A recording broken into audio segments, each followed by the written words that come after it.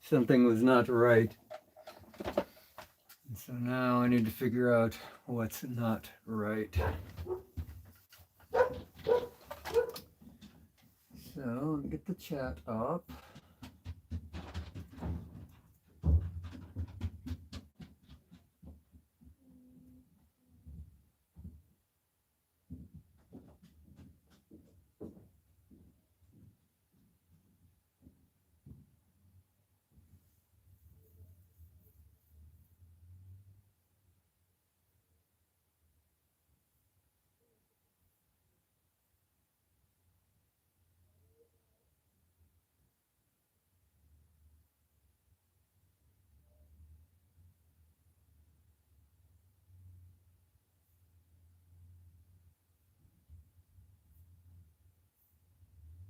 Jeez, what the hell is up with this?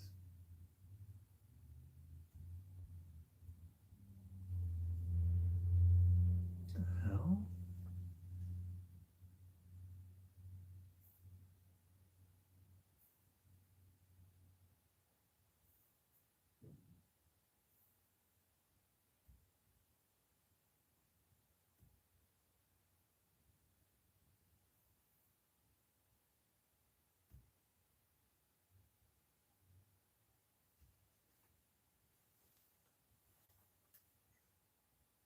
Oh, cool. Got a couple of you already. How you doing, all my people? Only a couple people.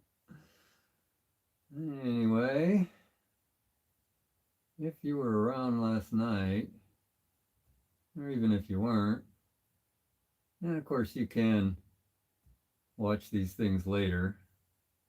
I'd recommend watching them at like double speed or something like that if you're gonna plow through all 3 hours after the fact. But anyway, yeah. So I got to figure out what's going on here because something's not quite right. And oh boy. Anyway, all right. So what's not right? Well, first of all, I was getting a 60 hertz hum out of both channels.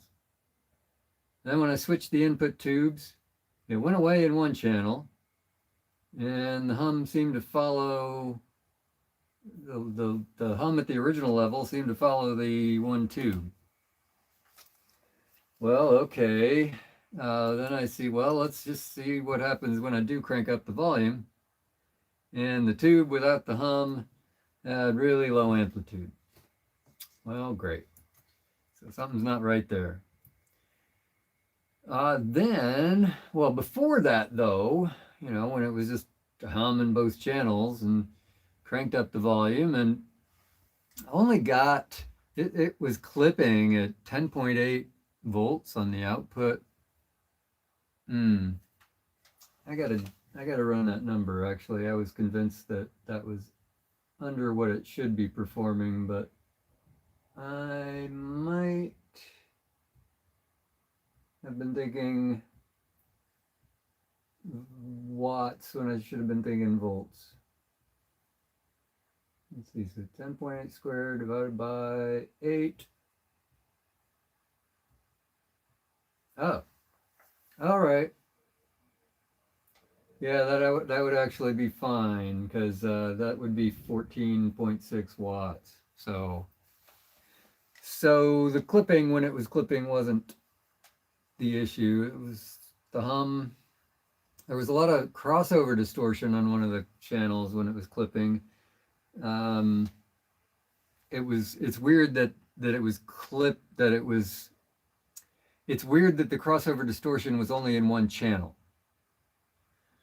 Now, that said, I'm not sure how big a deal crossover distortion is once you're into clipping, but I don't know, my control on the input level wasn't fine enough, or at least at that point wasn't fine enough to see, where exactly did the crossover distortion kick in. All right, so this business of switching the tubes and I'm getting like practically no signal out of one channel, I figure that's got to be a tube socket issue. I had some other thoughts last night that I'll have to try to recall today, but anyway, yeah. So I'm going to take out the tubes. I'm going to sort of service the sockets and go from there. Oh, that one's clamped in. Duh.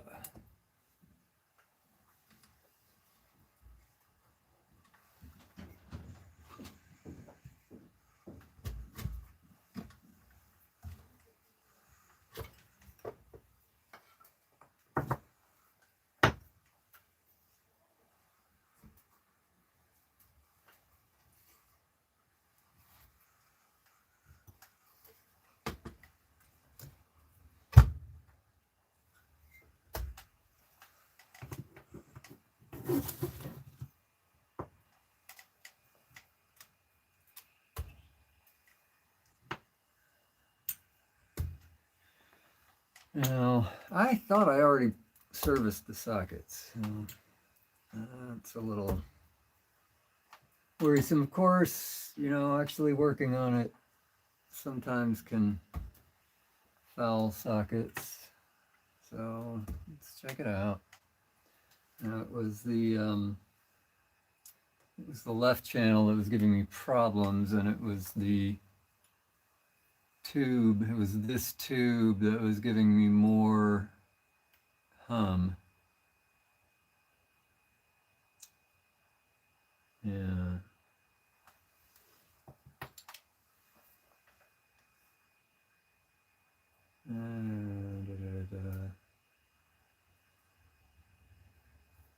Hello, Northern Audio Nut. Hey, help me out, man. You were here last night. What you remember some of the things I was talking about checking into for figuring out the hum situation? I mean, I know I gotta like see if these tube sockets need a little service, but trying to remember. I really need Bob here. Come on, Bob, join in. I mean, not that you, I totally appreciate having you here, Northern Audio Nut, but as you said last night, you're not not not an amp builder. But still, if you do remember what I was talking about, then I'd be super glad for you to chime in.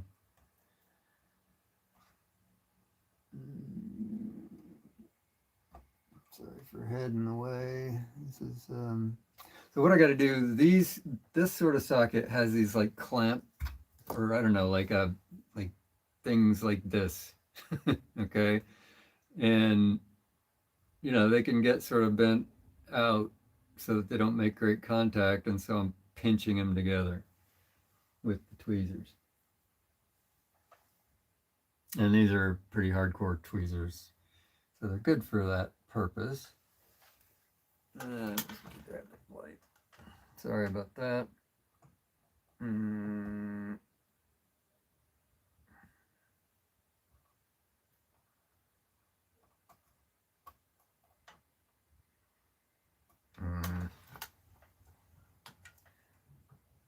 This is annoying.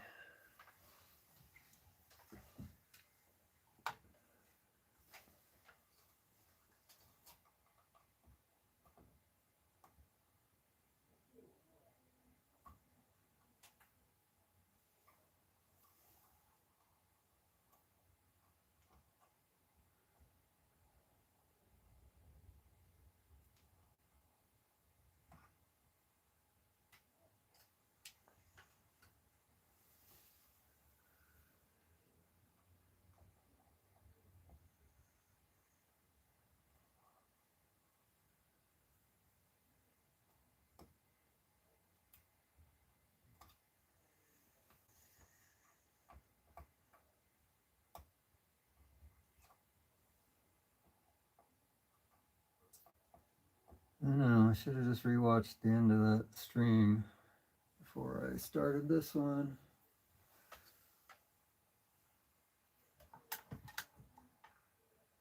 Hey, if I totally had my shit together, um, then I totally have my shit together. And I don't. And I do all right.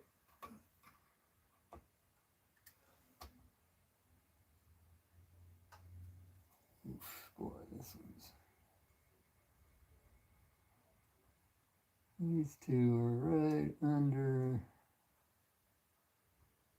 the heater wires.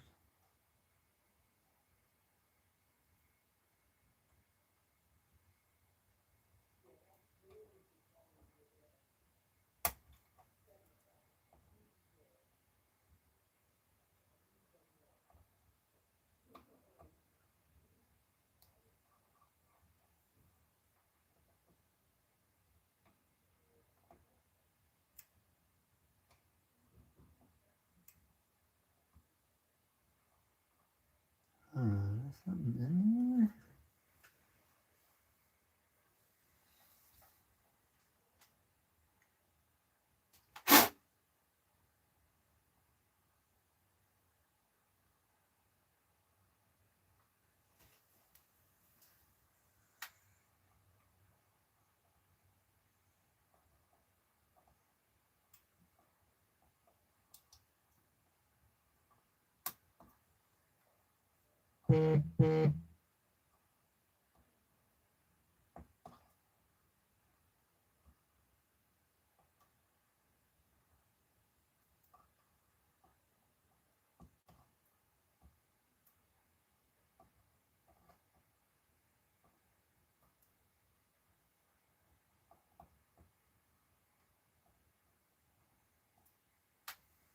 Okay.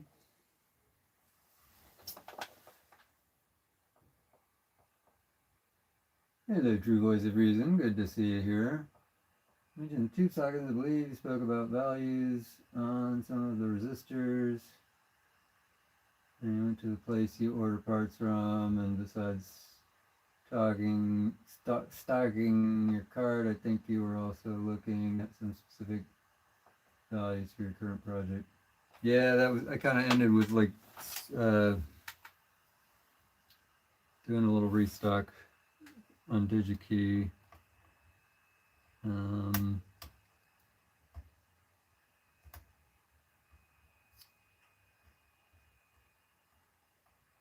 In particular for this one here, the resistor that I'm using to drop the heater voltage, it's a 0.1 ohm 2-watt resistor, and my calculations say that it should be dissipating pretty much exactly 2 watts. So that's not great practice to put in a 2-watt resistor that you expect in general to dissipate exactly 2 watts. So I ordered, I believe, well, I didn't order yet, but I put in my cart some, I think it was 5 watts resistors. And yes, I did mention the sockets. I was sort of speculating about some other stuff. Well, it'll probably come to me, or whatever.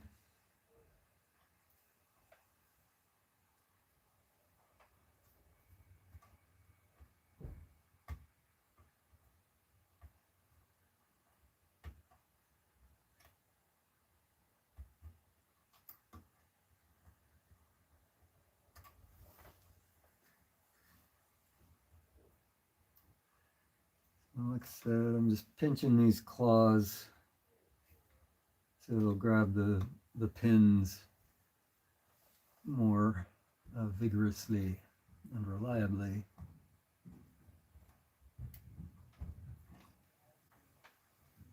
Where do we pick up hum? We can pick up hum from the heaters.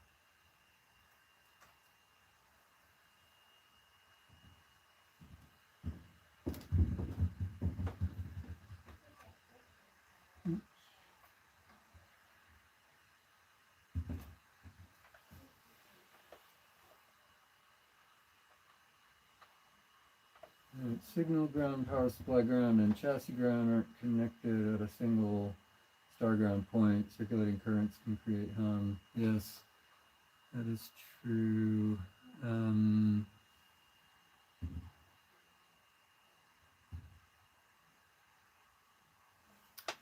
So,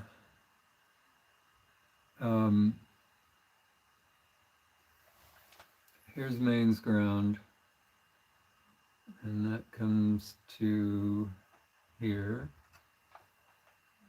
And then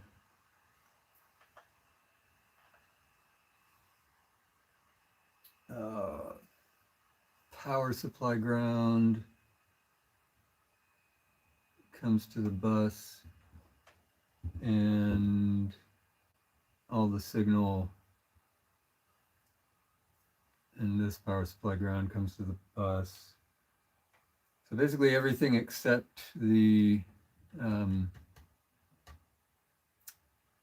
mains ground is lifted with a 10 ohm. And so one thing I did speculate is that I might try shorting past that that resistor to see if that has any effect.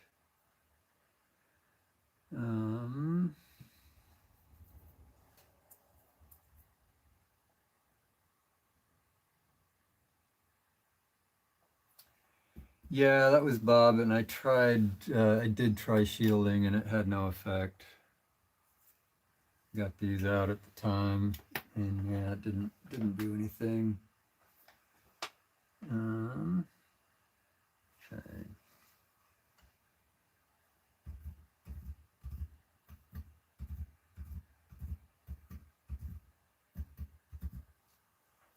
Yeah, one thing I could just do though is do a little optimization of component position in here.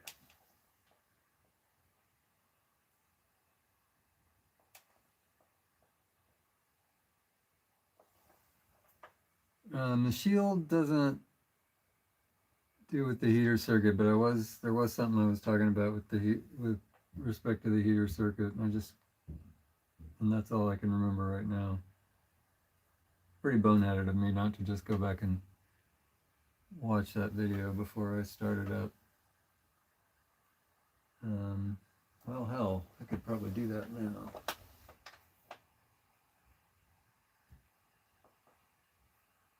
Review chat. Well, no, I can just open another window. My computer's struggling though.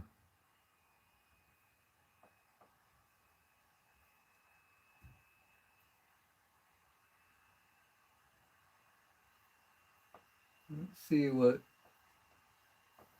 last night Stephen had to say. If it'll load and not crash this going on 25-year-old laptop.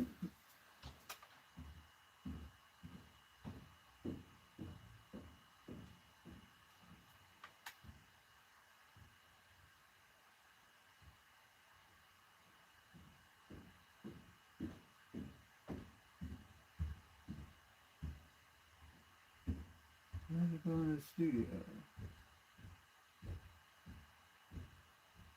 I don't want to do that.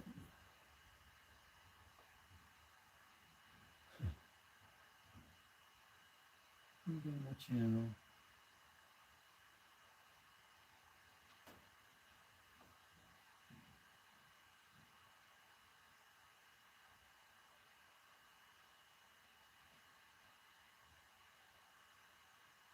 Yeah, but my mom called at the end of the first. I did 2 streams. Yeah.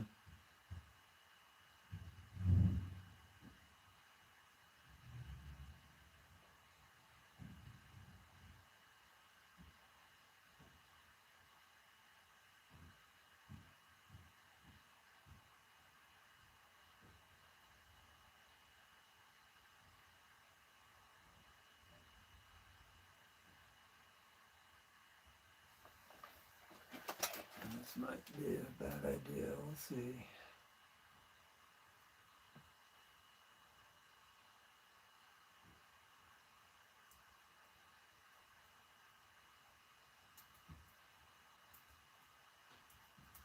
This is the garden hose nozzle my team spent 3 years building because every pressure washer on the market kept letting people down. Every pressure washer has the same fundamental flaw, and nobody was fixing it. You see, pressure washers all rely on motors, engines, or electricity to generate force, and that works. But it also means they're loud, heavy, expensive, break after a few seasons. Alright. When go to last we spoke, I was concerned about I was concerned about the 6-volt supply. I got that mainly sorted, but God, what the hell? Order some new this is just so friggin' sluggish. Controls are just killing me. That's not enough. I mean, it might be fine, but it might not be. So.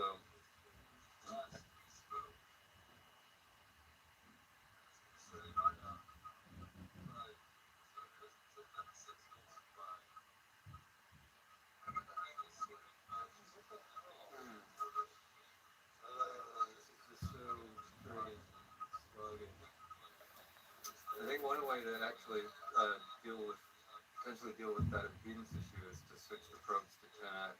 I think that can mitigate any impedance weirdness. Either that or I got it the wrong way around. Yeah, I know, right? It's friggin' YouTube ads.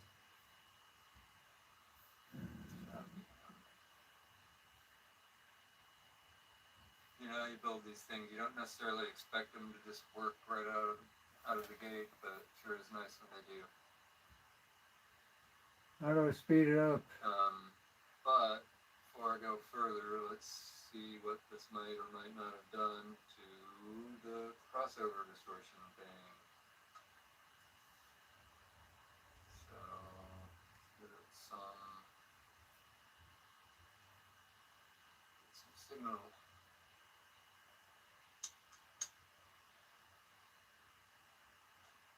Oh, well, that's interesting. Now channel A is not producing sound. Not only was there no hum, there's no signal. I'm dying here. I mean, very weak.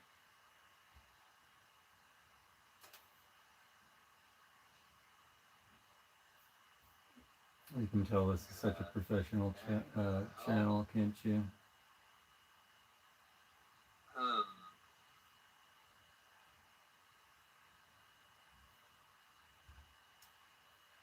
All I did was switch the tubes. You know, this suggests hit the gear. I know, I did hit the gear. That's what I thought, and it's not giving me. Oh, there we go. The tubes just suddenly went bad. Yeah, I guess I just needed to try again. It's just, oh God. Why did it do that just now? It's just pathetic, y'all. This computer is just like dying out its nose.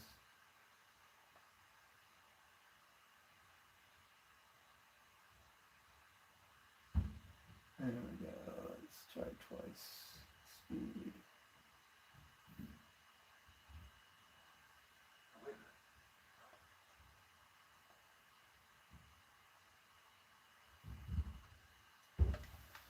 Anyway,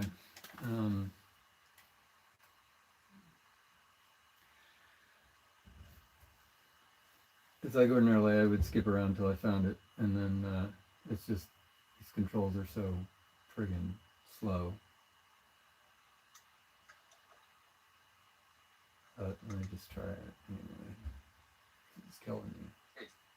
Is put 100 ohm resistors between the heaters and the cathode, so essentially lifting the reference, lifting the ground for. Oh, that's what it was. Ground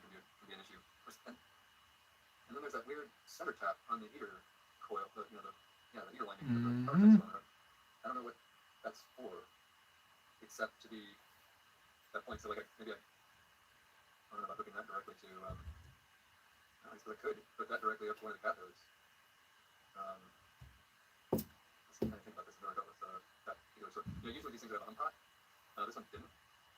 Yeah, Because it's got that center tap. that's what I was thinking about. Okay, so if you didn't hear my weak little computer speakers, the idea I had last night is that I usually lift the heater ground by grounding it to one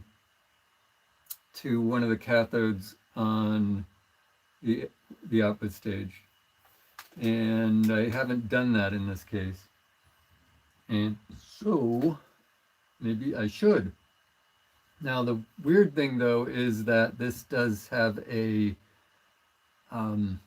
center tap on the heater coil, and that's what's supposed to be grounded. So maybe then I just run that.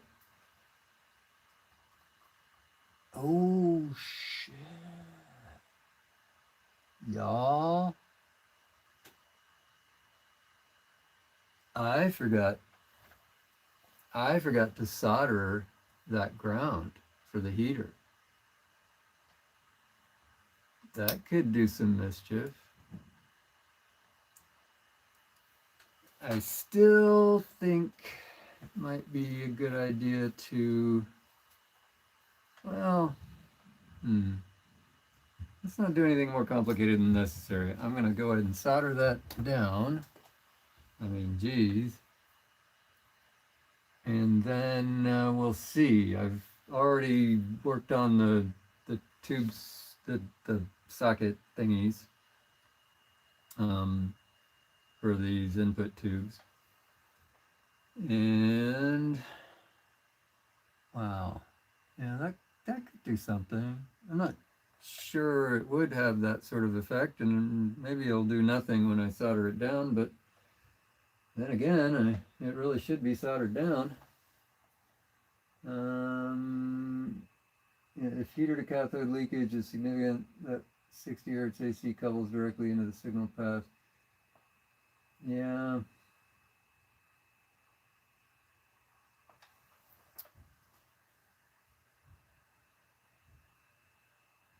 Yeah, so it'd be nice if I didn't have to do that, wouldn't it?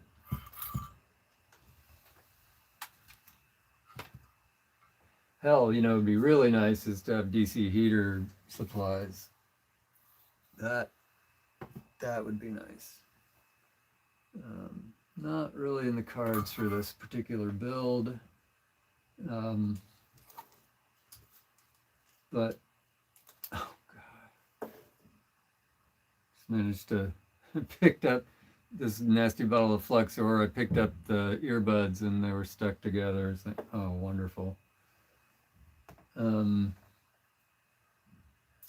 Yeah, so I'm going to be building a direct heated triode SET amp at some point, and that has DC supplies for the heaters. There's no particular reason that I couldn't do it in this case. It's just, it's sort of above and beyond for this level of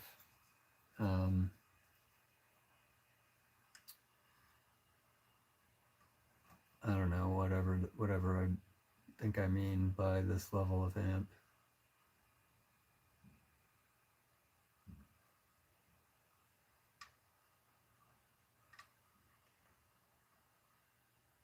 That is one that I don't need to sell for several $1,000s.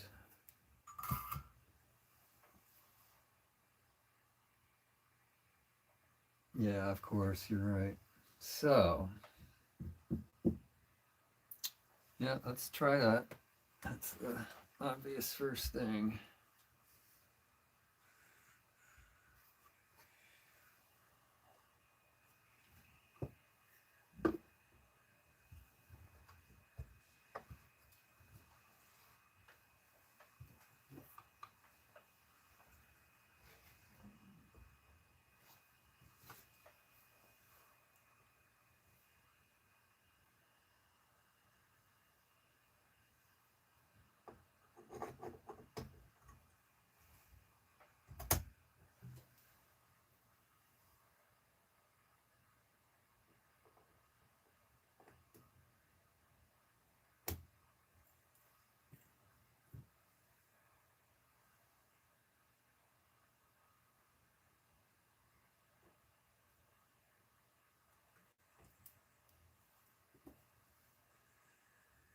Anybody remember the nickname for these tubes? They're the Soviet tubes, 6P14Ps. They say Pereprov on them. Pereprov, maybe.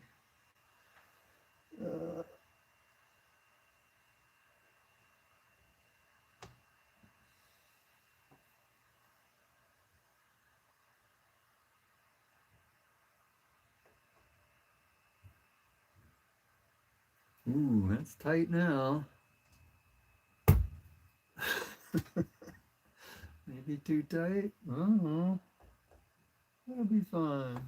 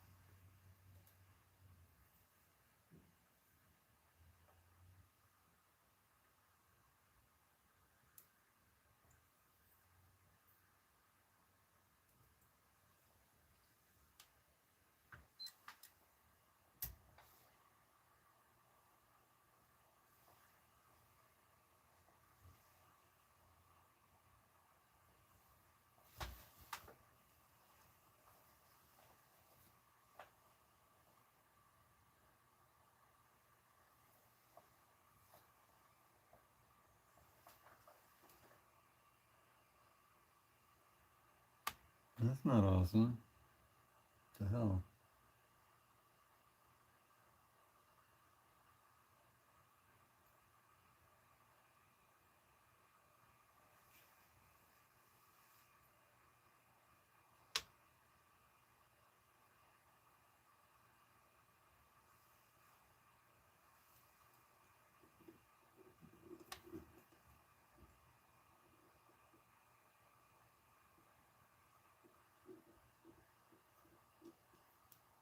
These scope probes are squirrely. I think it might be because they're not like the fluke ones. Damn. Oh, I'm fucking with the wrong one too.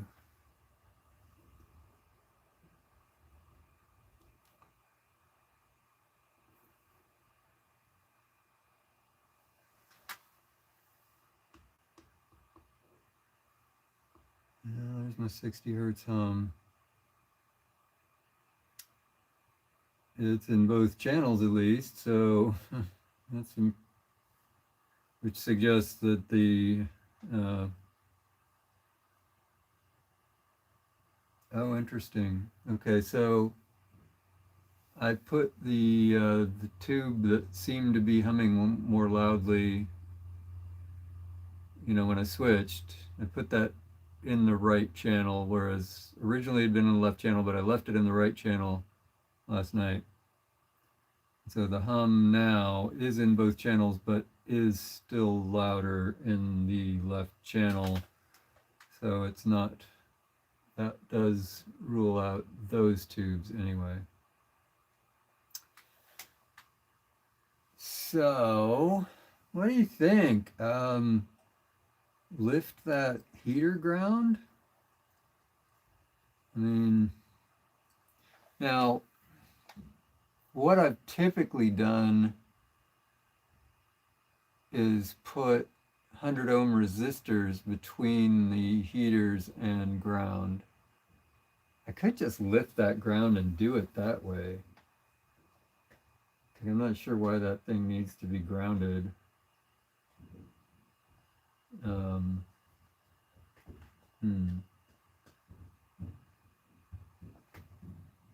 think I'm going to try that because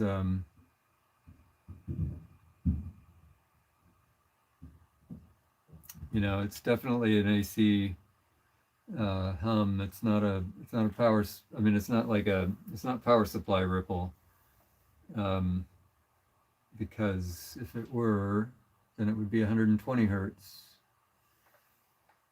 I'll go ahead and demonstrate output here. What?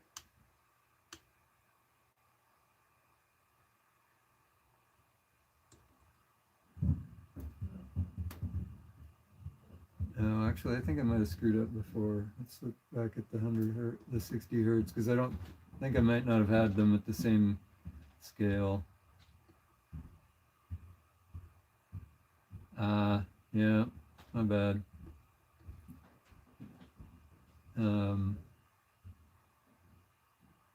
Yeah, so it's the opposite of what I was just saying. It is now the right channel that's humming more loudly, and so the louder hum did follow the tube.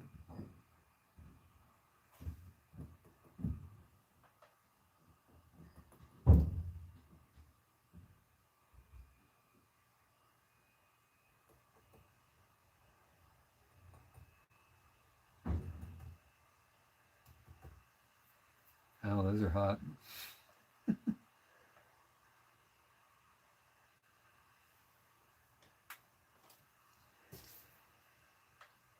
This is like the official test for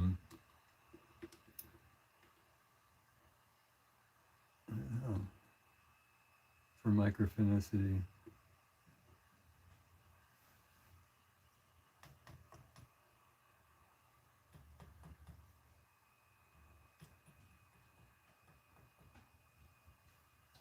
And a little bit of microphonics there from channel, yeah.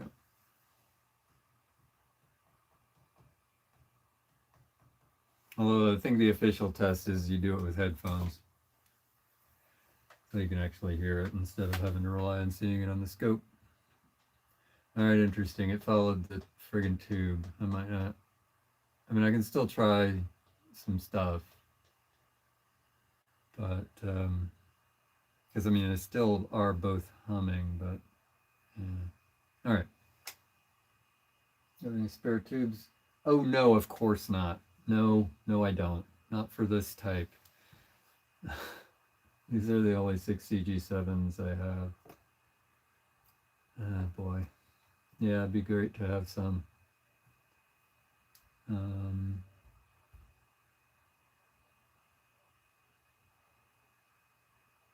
All right. What was I gonna do? Oh yeah, I'm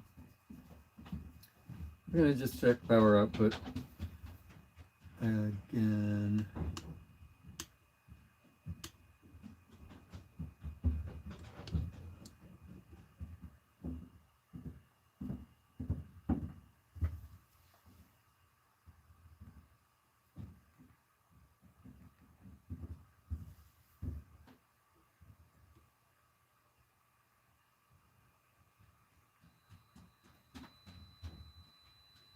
Now we can hear the loads humming. They don't seem to be perfectly balanced. Left channel. Yeah, interesting. So it's still following that same tendency where the signal is weaker in the channel with the lower volume hum.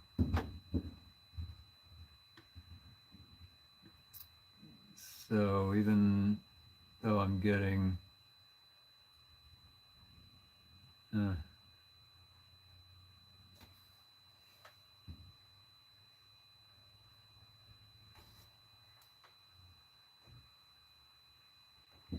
let's see if that continues as I crank up the volume. So 9.5 volts. Anybody want to do the math? How many watts that is?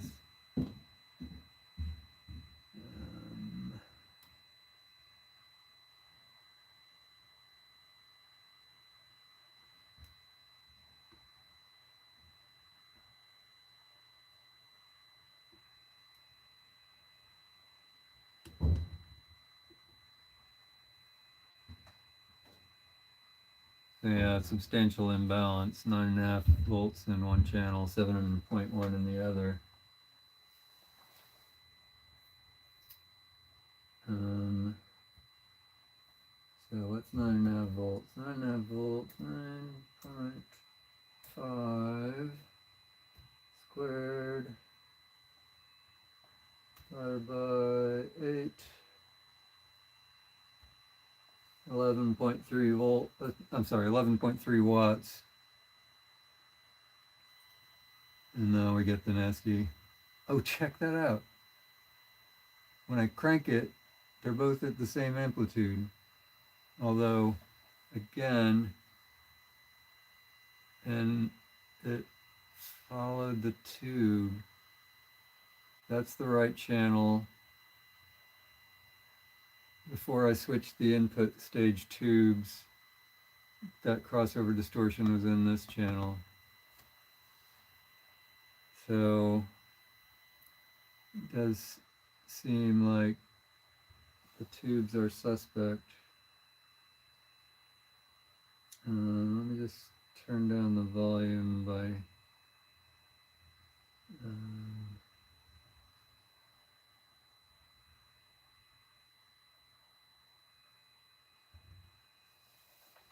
so that I can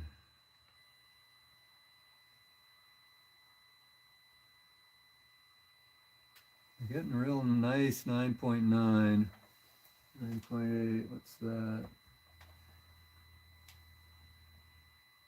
9.8 squared divided by 8. Wait, that's just 8 watts? No. Oops, I made a mistake. I must have made a mistake. Oh, equals 12 watts. So that's a very nice looking 12 watts there. Nasty crossover distortion there, but that's like 14.6 watts or something. Let's see if I turn down that channel's input a bit. That is the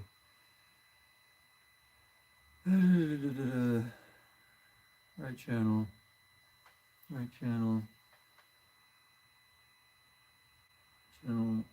2.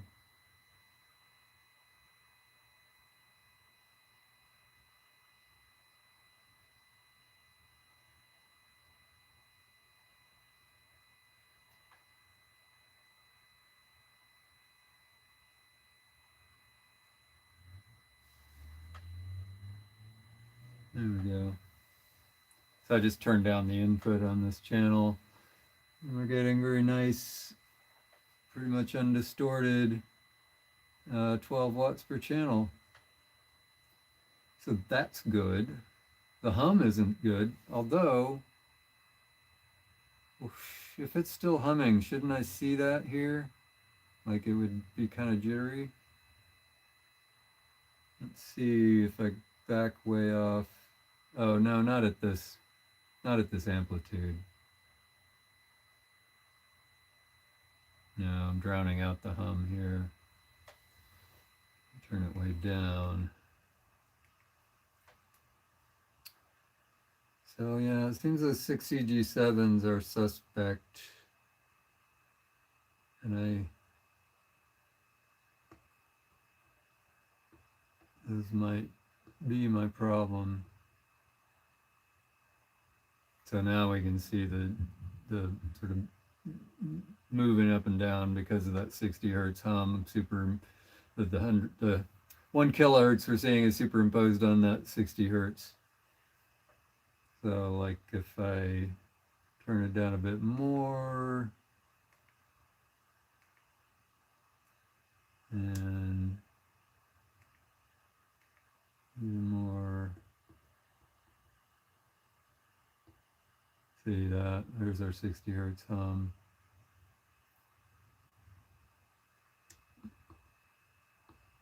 Right there.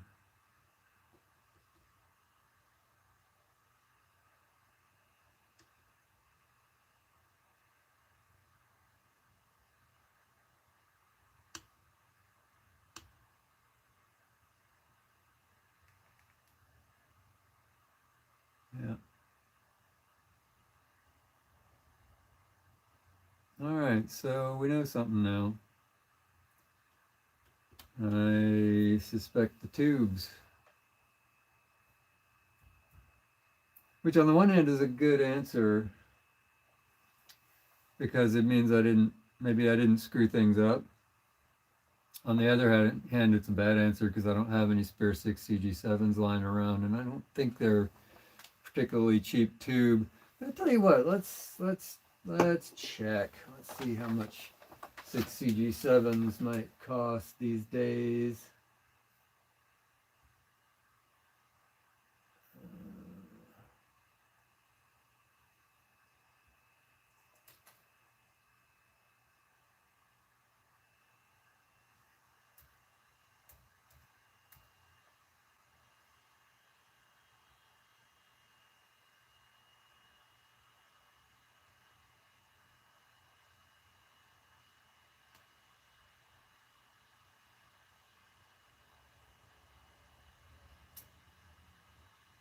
So let's see.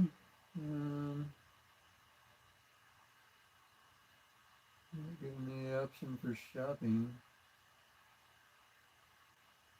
Upscale audio. What do you got? Yeah, let's look at Tube Depot. I guess the 6FQ7 is an equivalent. Not that I have any of those either. All right, stop that.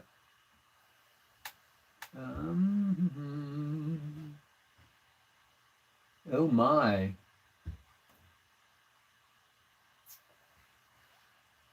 You can pay money for these.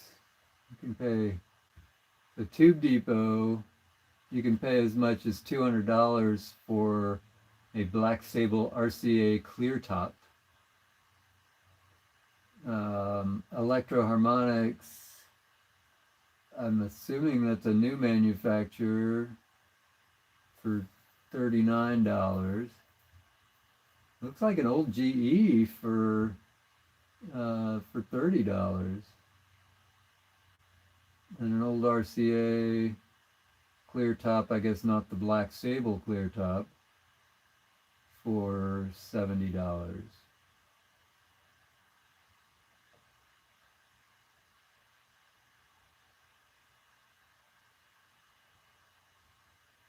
American-made tubes that will outperform and outlast any new production variant available. Oh, various brands. So this is sort of a mix and match. The pictures of a NOS GE tube, and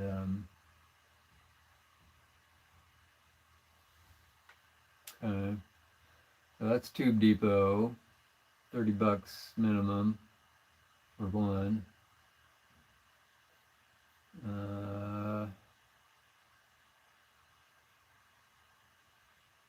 Amplified Parts, which is what Antique Electronics Suppliers is calling themselves these days.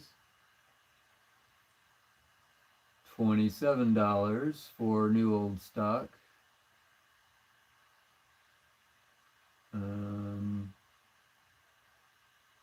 Does it specify the brand? I don't think so. Note brand. Oh yeah, note brands may vary. Photos for reference only may not exactly represent final product received. Okay, so $27 for basic NOS, American made, probably. Tube. And tube store.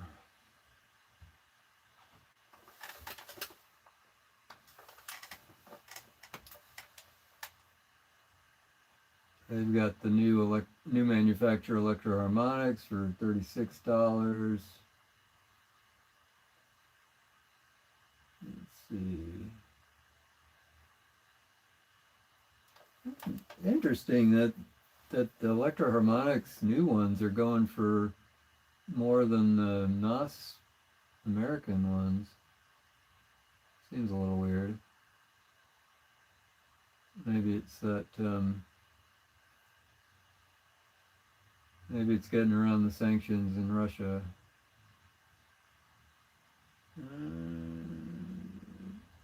TC Tubes, never heard of that, but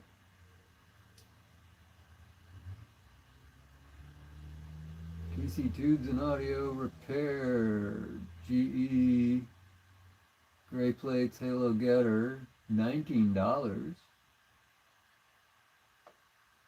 So they're not cheap, but they're not super expensive. You can, it's like with a lot of tubes, you can pay as much as you want if you're really looking for the super deluxe. Anybody know what's up with like his? Yeah, I should haul out that tube tester. Hi Bob. 7026, a guaranteed equivalent. Sounds like a mil spec though, right? Or at least a high grade variant.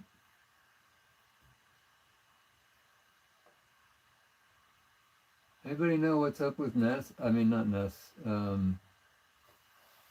The Brent Jesse site.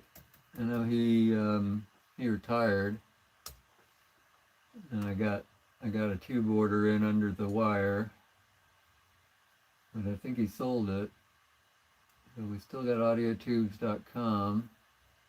Yeah, look, here we go. Notice change of ownership. Audiotubes.com has been acquired by a new owner. My name is John O.S., and I have been involved in the audio tube business for over 25 years, working within the same community and customer base that Brent has served for decades. With long respected reputation Brent built, my goal is to continue operating the business in a way that maintains that same level of quality and trust. We are currently in the process of transferring the website, relocating inventory, and setting up operations. During this transition period, ordering will be temporarily unavailable. Okay. So we are in a transition period, but do have some listings that just may not be accurate, but we can see at least maybe what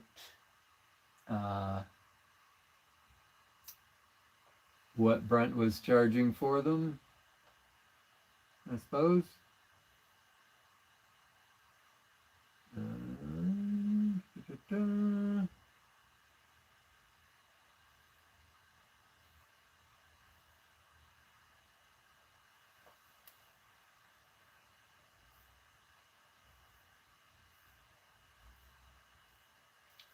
'So many tubes.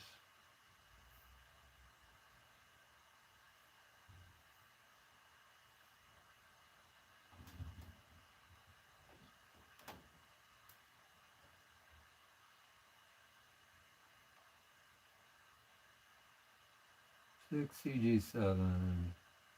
Click here for current stock list.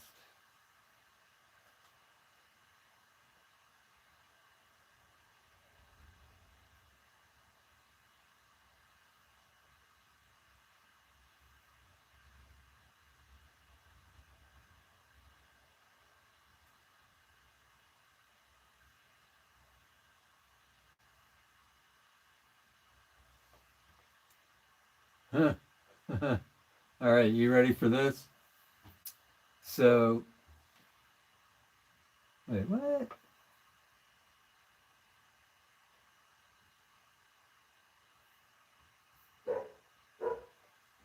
Are these just all the audio file ones? Must be. All right, let's see. Control F, 6, 7. Okay, that's a little more reasonable. So RCAs for $68 a pair. But ugly RCAs for $30 a pair.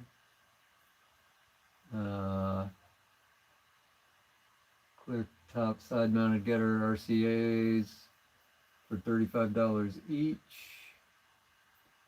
The Brent always had pretty good prices. It's a shame I didn't try buying more tubes from him.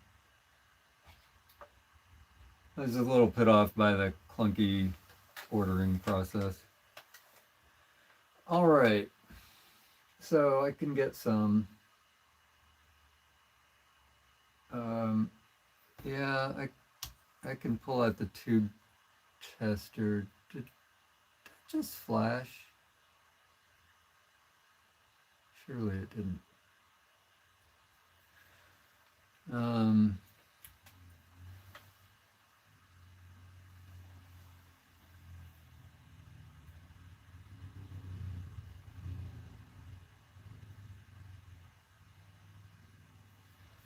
Yeah, y'all want to see my clunky old tube tester? It's pretty ghetto. I only paid my buddy Clark like $30 for it.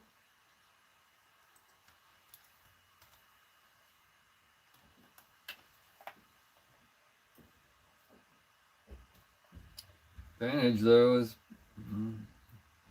Clark made sure it friggin' worked before he sold it to me. I think he had to repair it.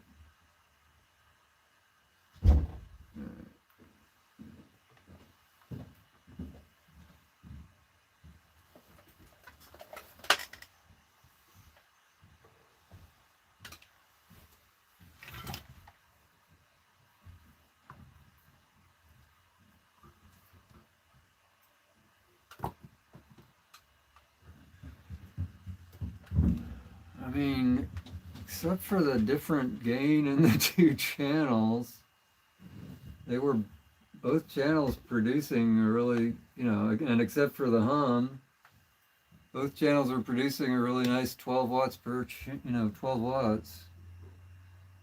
So I don't know, maybe, and it does seem, issues did follow the tube, so, but, that could, here's what I predict. I predict that these tubes are going to test good. My tube tester is not of the sort of sophistication that's going to reveal subtle issues. I just gotta find it. I'll be right back, y'all.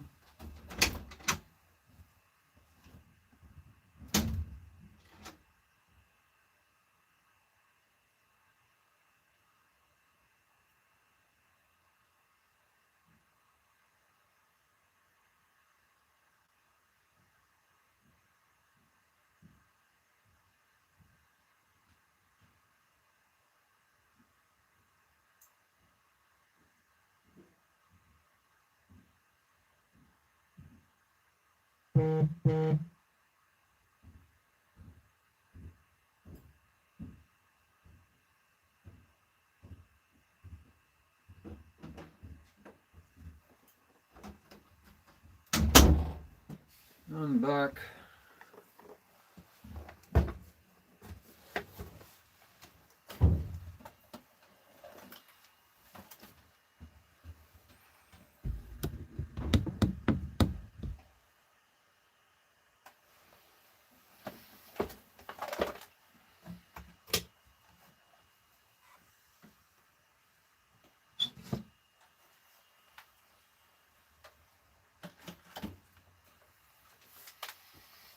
Okay.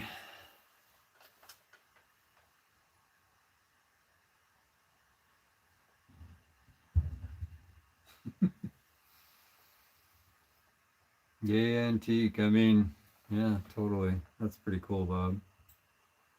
Let's see if 6CG7's in here. I have a feeling it might not be. We'll see.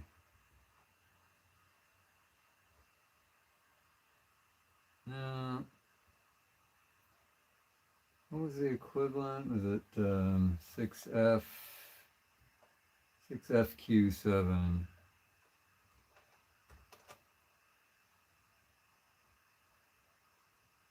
No. Wait, no. No. Okay, somewhere I've got the updated tube list. So I need to, what this will tell me is where to flip the various switches based on the pin out and so on. And I may, I think, what the hell, I think I will go, I'm going to go through the instructions. It's been long enough since I used this that and maybe it might be a learning experience for some of you as well. So let's see, where did I put it? Did I put it under, what is the Superior Instruments Company?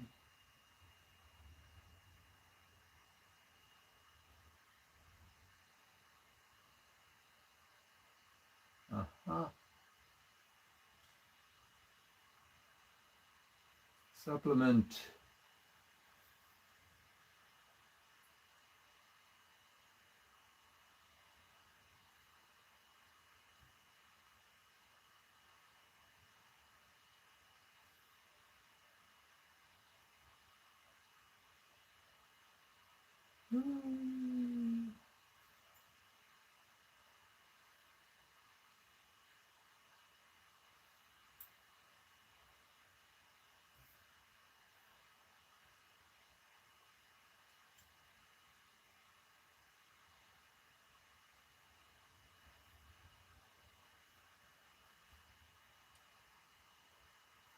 Alright, so I've got the PDF of the supplement, which has, like, this one doesn't even have 6BQ5s in it.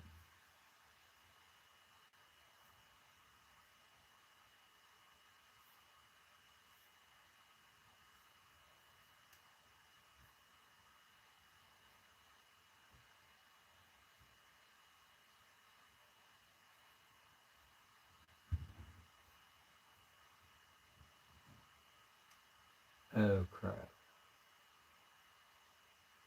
Not in here either. Oh wait. 2 columns. Phew. Yeah, but it's still not in here.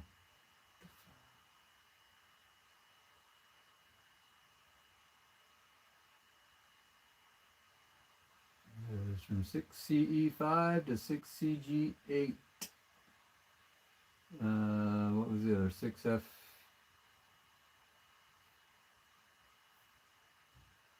Six FQ7.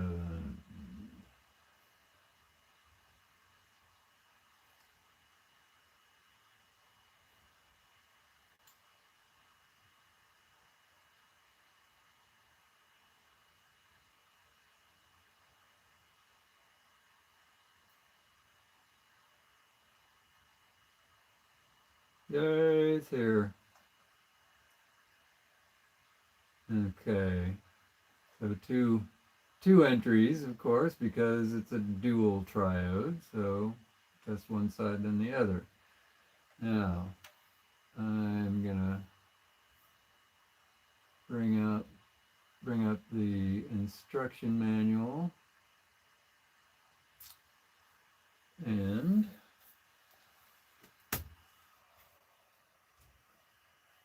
check that out. And we'll go through the process that it suggests. I need a suitable voice modifier here. All right. The Model TV11 is a modern tube tester employing a newly improved emission type circuit. It will quickly and efficiently test the ever-increasing number of tube types used in radio and TV. All right. Model TV11 will test for quality of emission. It will also test for shorts and leakages and for noise due to faulty elements and loose internal connections. As extra services, the Model TV11 will also test condensers for leakage and pilot lamps for filament continuity. Condensers, capacitors. Simplification of switching and controls has enabled us to present operating instructions in simple, easy-to-understand style. On the following pages, we have illustrated procedures wherever possible. We suggest you study the data and the instrument panel before you attempt to use the unit. The 10 minutes you spend in doing so will be well invested, for if you acquire a proper understanding of how this unit works, it will become your most frequently used and indispensable tool.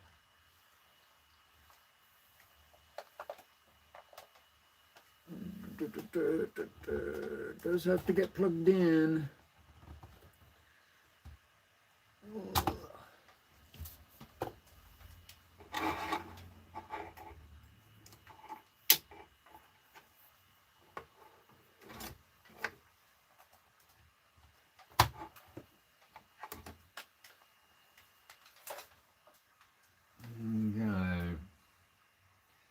Like all improved emission type testers, the Model TV11 provides the means of making the three basic tests. Test for shorts and leakages. Test for quality, good, bad. Test for noise. It is always best to proceed with the short and leakage test first and then follow through with quality test. It is advisable to do so because a shorted tube would be identified as such when making the short and leakage test. If such a tube were tested for quality first, it could damage the meter beyond repair. Okay. So I will just show you briefly, but not leave it in front of the camera, but here's the what the instructions look like. Okay, so number 1, insert the line cord into any 110 volt AC power line. Wow, this is old. Place the power switch up to the on position.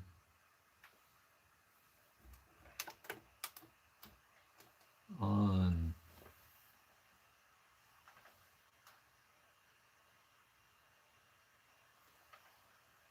Throw the leakage switch up to the tube position. Already there. Throw the 4-position function slide switch down to the line position. Turn the line adjust control until the meter indicates at the line adjust mark appearing in the center of the meter scale. Line adjust. There it is.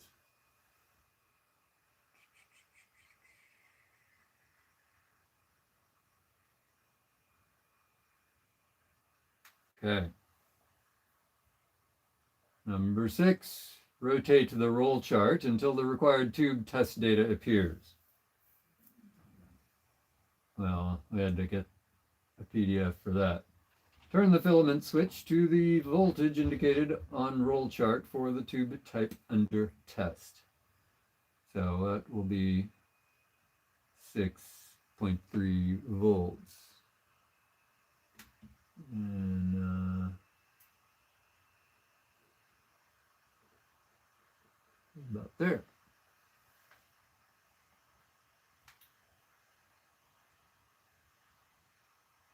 Place lever switches in the F and N columns as directed on roll chart. What point am I actually supposed to plug in the tube? Okay, that's step 9, so just checking.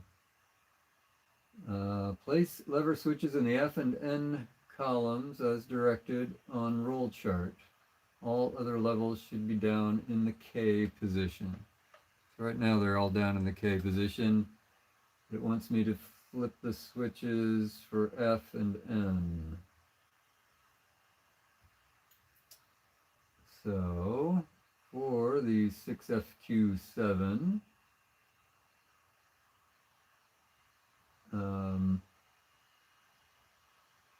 F is 4, but there is no N setting.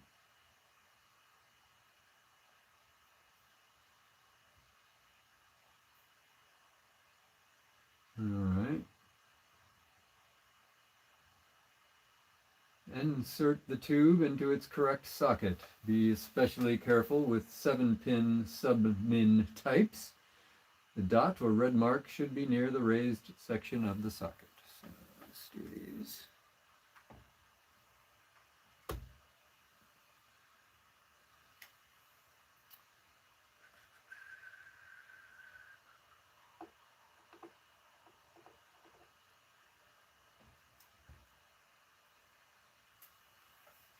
Okay. Readjust the line adjust control if necessary to compensate for the tube current drain. Just a little itsy bit.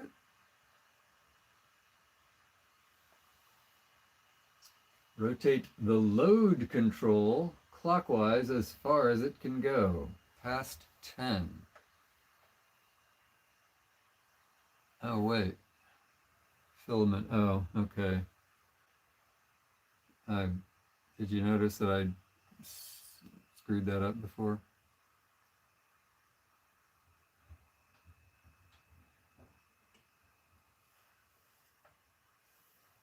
Move the 4-position function slide switch to the short position.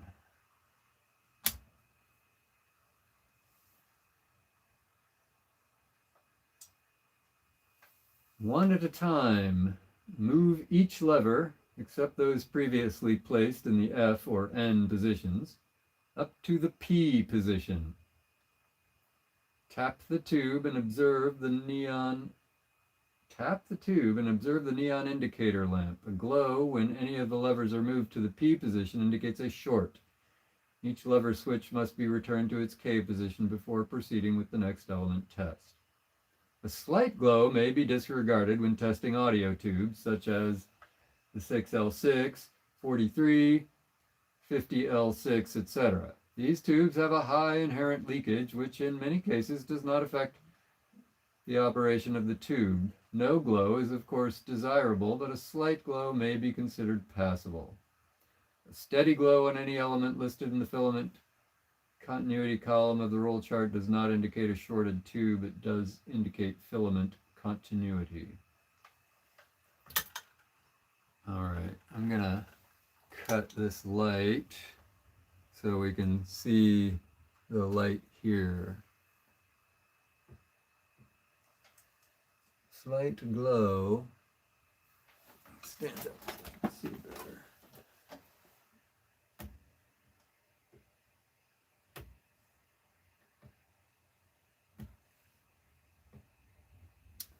And that one is for the filament.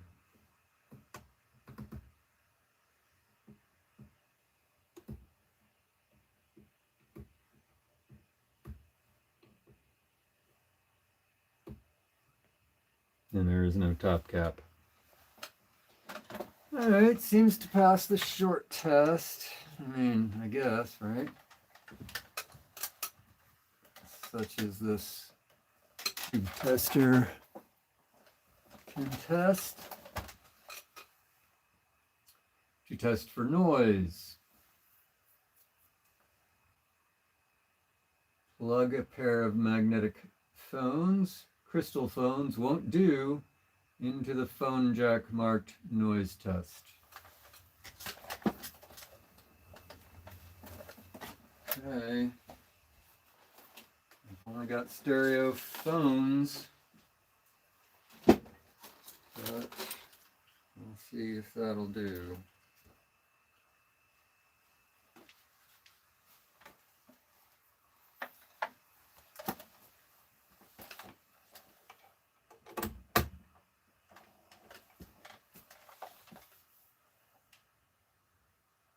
Next, follow procedures 1 to 12 as outlined in tests to test for shorts and leakages. Except 4 position, slide switch is moved to reg position. What do you mean reg position? Oh, this one, right. 4 position, slide switch moved to reg.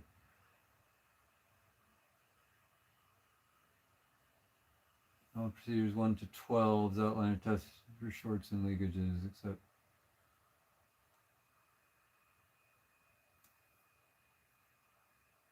alright, geez, gotta go all the way back to step 1, plug it in, power it on, switch to tube, instead of line, or short, we want reg, but actually that switch isn't finally moved to short until later, so I'm gonna put that to line.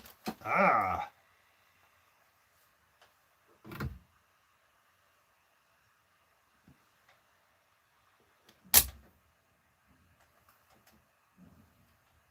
Alright, that was unpleasant.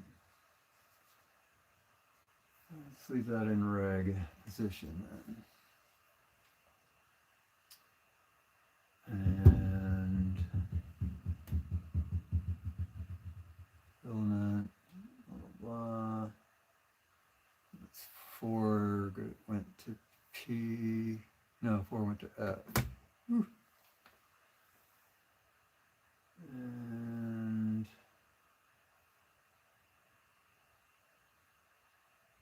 load all the way up.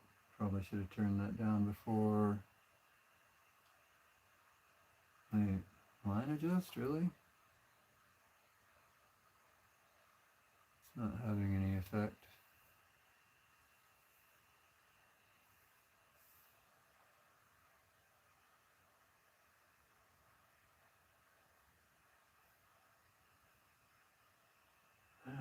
Now move each lever individually up to the P position, tapping the tube as you do so.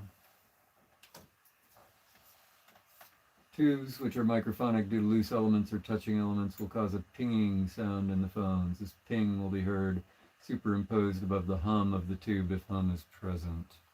This is sounding pleasant. Jeez.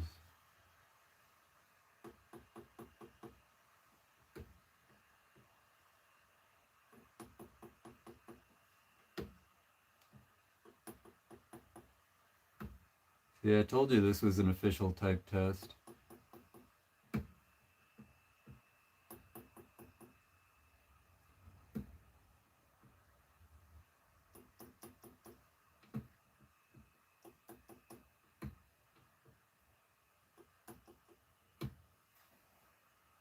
Alright, that was rather unpleasant.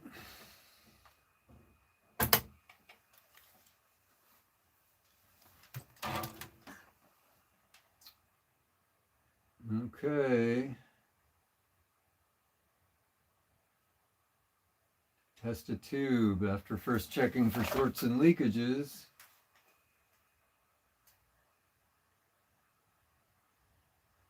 On the line.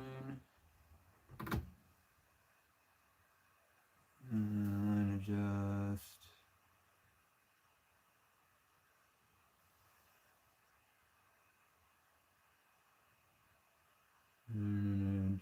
Tube disk data appears. Turn the filament switch to the voltage indicated. Let me turn this down.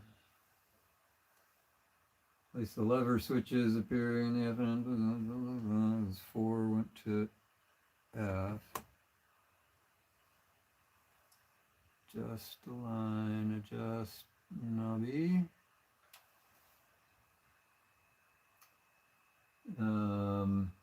Alright, place the lever switch appearing in the P column, in the P position. The letter S appears after the P setting. See item 11, next page. All other levels should be down in the K position. All right, so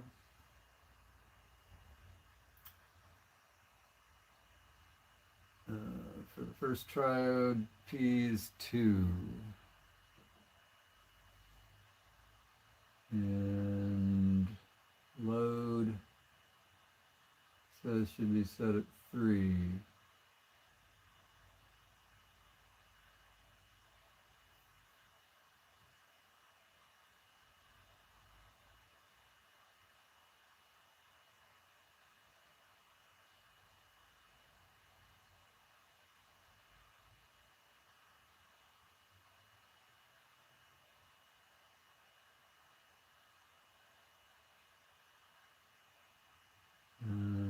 Plug in the tube. Readjust the line adjust control if necessary to compensate for the tube current drain.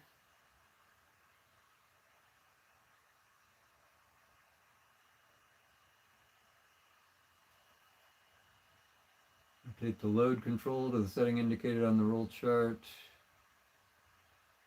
And that setting is 3.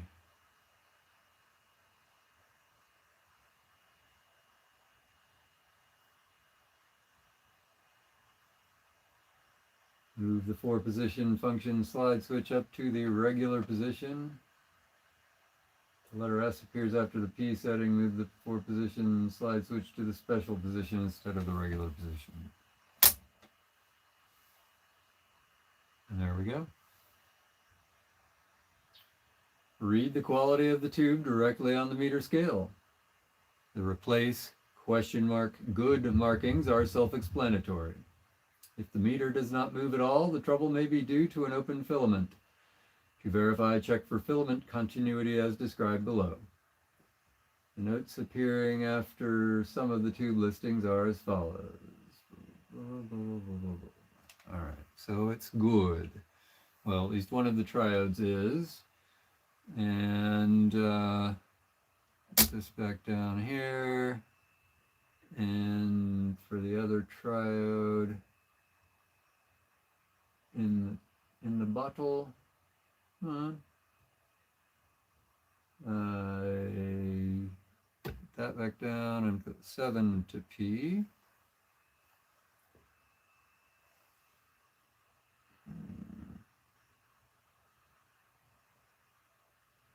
That's interesting. And it is also good.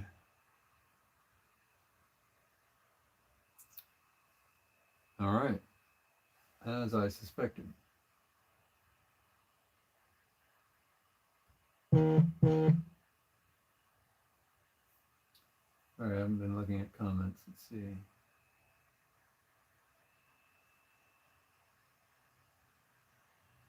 Chris. Can't take you anywhere. All right.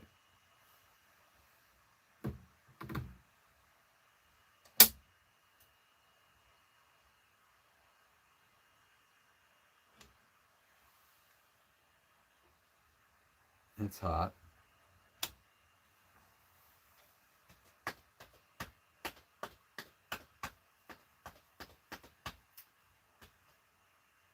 Nice to have you show up, Chris.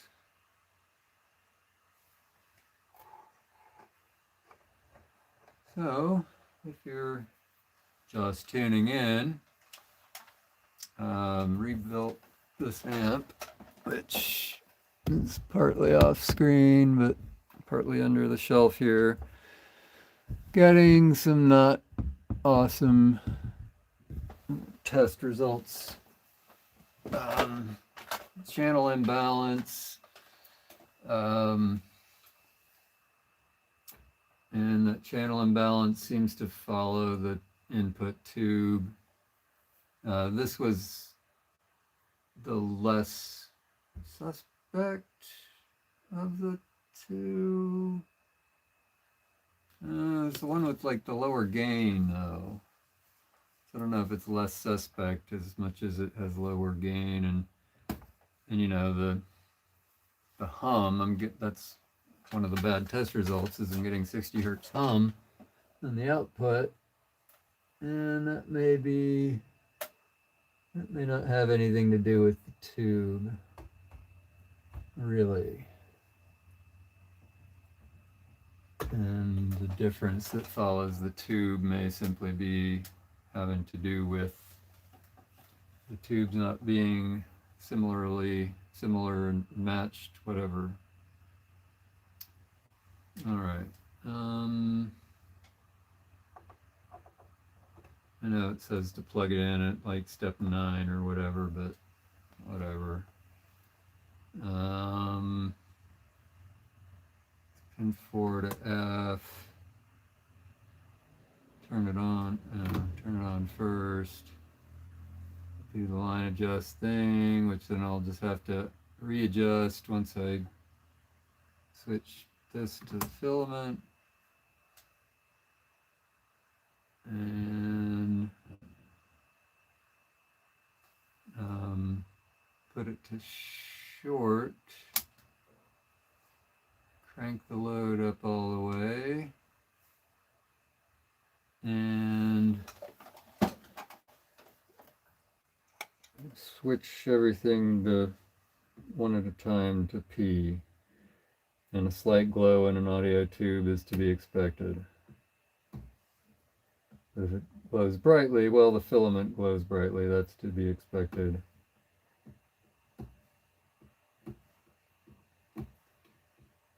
So supposedly that's all good.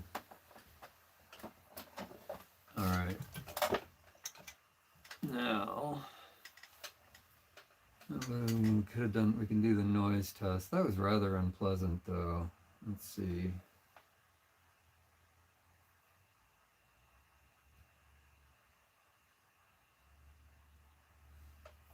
And probably better go ahead and do it. I did not enjoy it the first time, but here we go. I bought these headphones in high school. All right.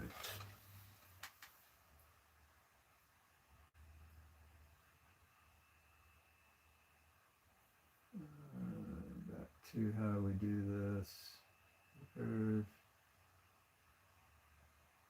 1 to 12.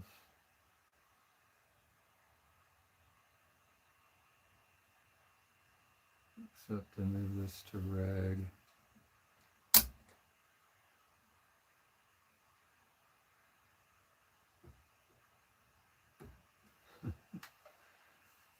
And then hum is expected, and I whack the tube.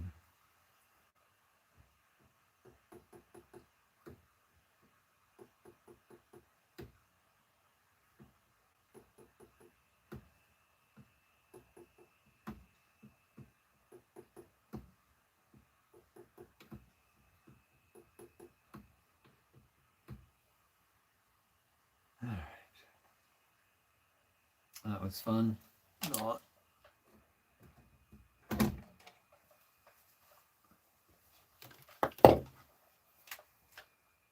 And test for quality. So again, what was it? Pin 2 goes to P. Yeah, this goes back down the line for now. This gets turned way down to 3. And then I'll put this up to, I'll go ahead and put pin 2 to P, put it to reg. And it is apparently good. And then other triode, which is apparently good. Now, anybody want to tell me, was there any difference in the goodness? Was maybe the other tube a little bit higher goodness? I don't remember it being particularly higher. Anyway, that's it. These tubes test good. So, it's not a particularly sophisticated tester. It's good. It's an emissions tester. And it's not gonna, it's just there, you can pay a lot for a super fancy tube tester, and it can do a lot more than this one can. Okay. So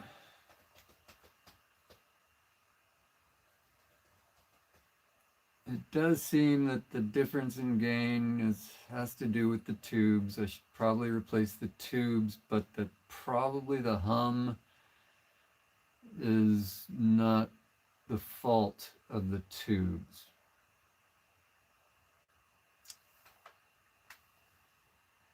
No, indeed, it is not a transconductor. That what you said, Bob.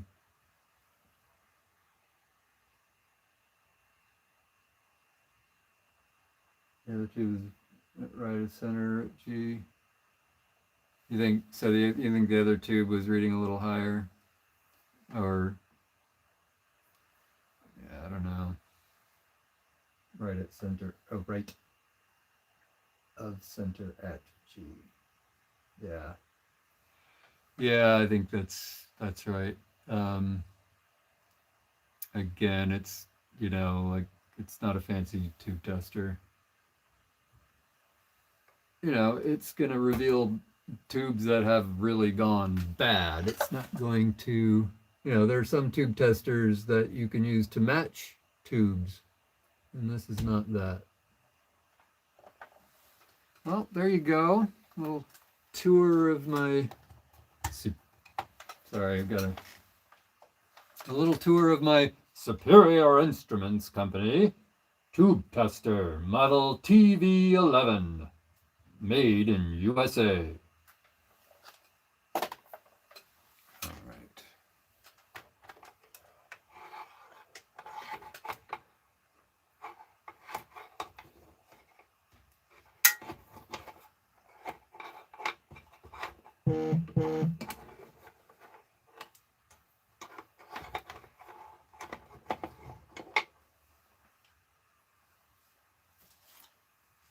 Dum-de-dum-dum.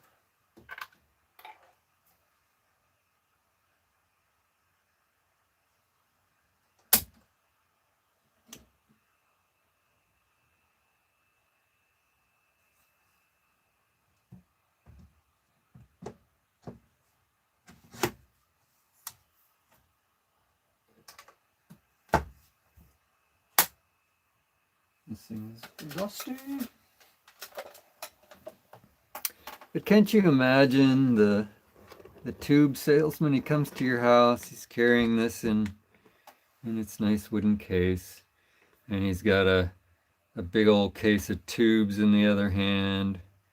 He comes in and he tells you, "Oh, I'm afraid you're gonna have to replace all 4 of those." Yeah.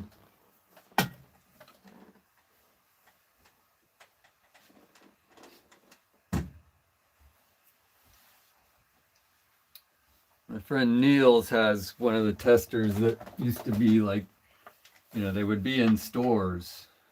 Any place that sold stuff with tubes in it, like, basically like a Radio Shack, but almost any department store, right? Because they would sell consoles, and those were had tubes in them.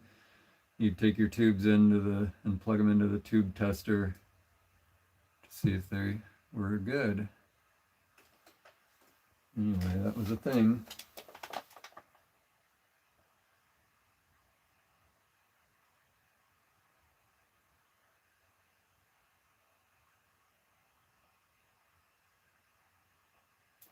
Yeah, you're right. Worth doing.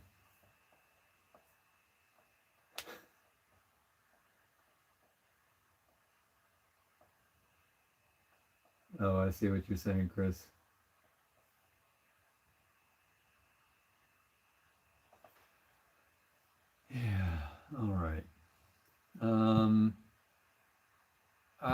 think I want to try lifting the ground of the heater.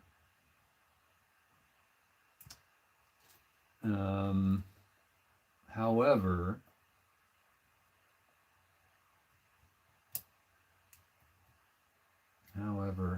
what? Maybe I just remove the ground of the heater and wire it like I would if I didn't have that center tap. I don't think the center tap does anything that you know. So nowadays, the general suggestion is use a couple of 100 ohm resistors, and on one of the output stage tubes, put 100 ohm resistors between the filament pins each, right? One 100 ohm resistor each to the cathode, which is at 12 volts in this case. And then you don't need a hum pot or whatever, and this doesn't have a hum pot, and it apparently, maybe it needs a hum pot because it hums. So doesn't need a hum pot because we can rewire, essentially lift the ground for the heater circuit to 12 volts. And I've done that on a bunch of amps and hasn't been a problem. And so I think I will do that for this one. And wouldn't that be sweet if that solved the hum problem? I think it's the word. I think it's the thing to try. So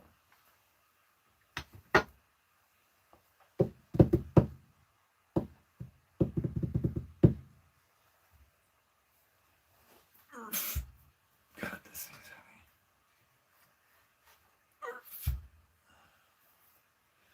All right. So again, the idea is I'm just going to disconnect that wire. You see me just reach into there like that? Sketch, right? But I do have one hand in my lap.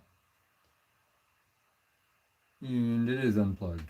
Has been for some time. Anyway, disconnect that wire, which is the center tap for the heater, the 6-volt supply heater, anyway. And just leave it unconnected and instead take, go to one of these, say maybe this last one in the chain, and take 100 ohm resistors from here to here and here to here.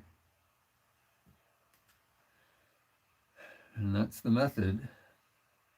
The other thing that I can try is, battening down some of these wires.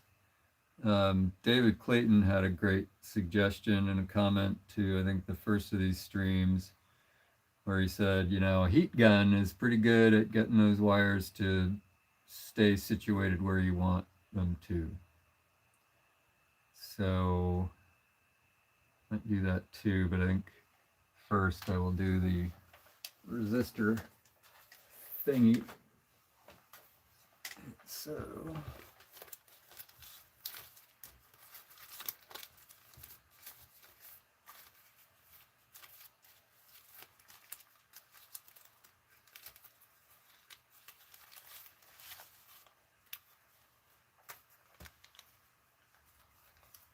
I buy 100 ohms and 50 at a time.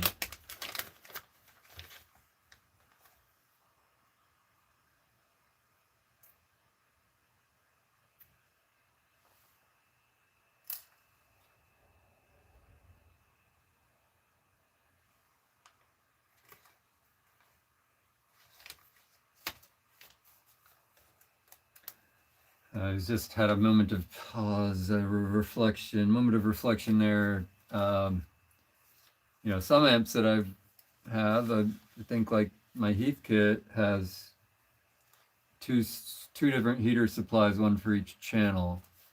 And in that case, then I would have needed 4 of these. But this just has the one heater supply, so I only need 2.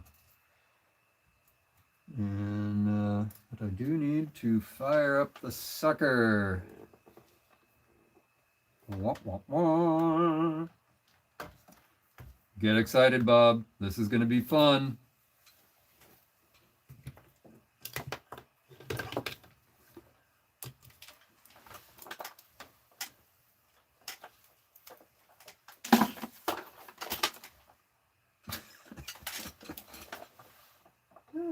Completely fall off the table. Alrighty.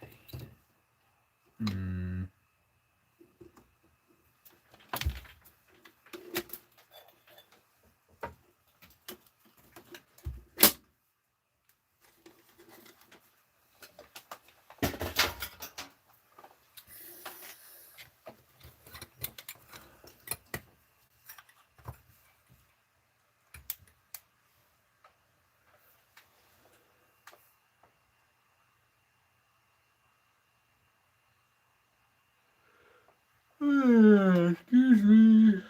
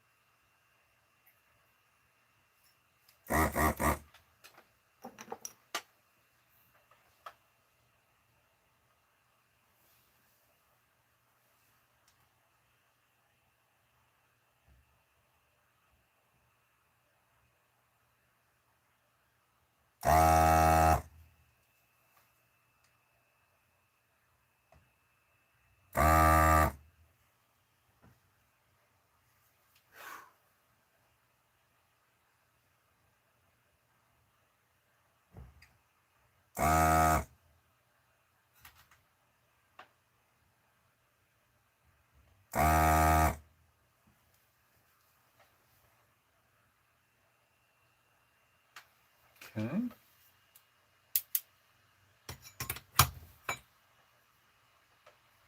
I'm going in, Jim.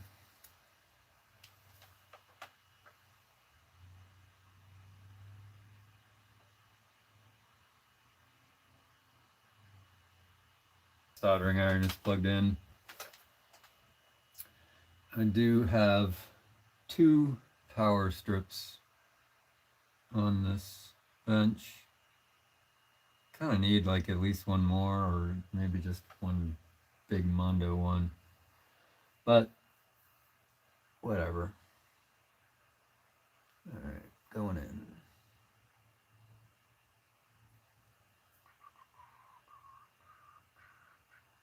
Yes, metal film resistors. All metal film. Now, not sure why you're asking. Some people say you should use carbon composite for some things, specifically grid stoppers. I don't know, man. It just seems like, well, if metal film is better, then it's better, but I don't know.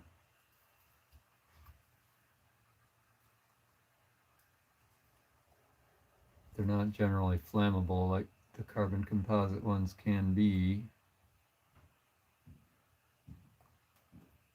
They will flame out, but they won't like catch fire.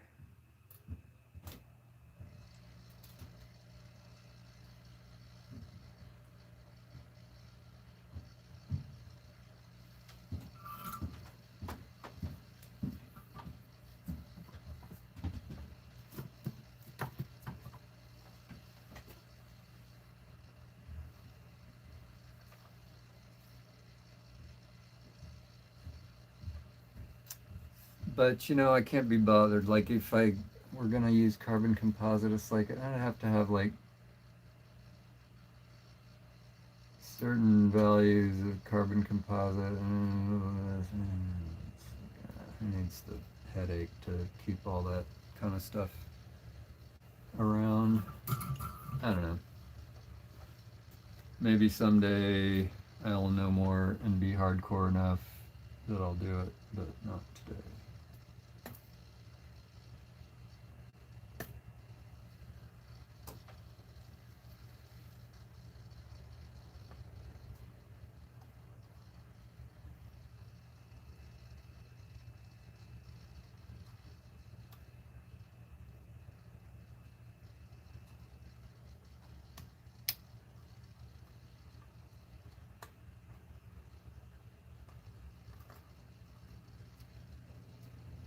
Yeah, like I was ordering some 4.7K or putting some 4.7K metal film resistors in my cart on DigiKey last night, and for like they're a dime a piece if you get one or two or whatever. If you get 10, they're literally like a little more than 3 cents each. And then the discount gets better from there as you go up in quantity. So I think I got 25 in the cart. Or maybe I'm wrong. Maybe 25 was 3 cents each, and maybe 10 was like 4 cents each. Pretty big jump in the bulk rate. Pretty big jump in the drop of the the discount,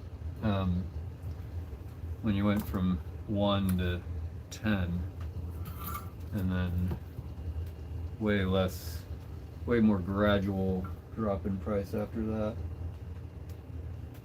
Selenium rectifier block. I remove selenium rectifiers when I find them, Bob. I don't think you're supposed to be sniffing blown up selenium diodes. I think that's bad, Bob. You feeling okay? Been huffing selenium? Yikes.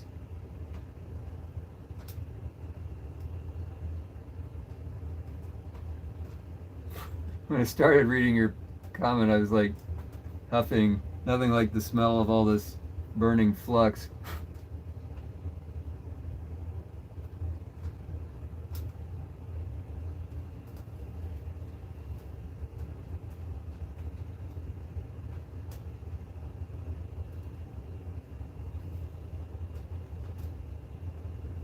Not good enough.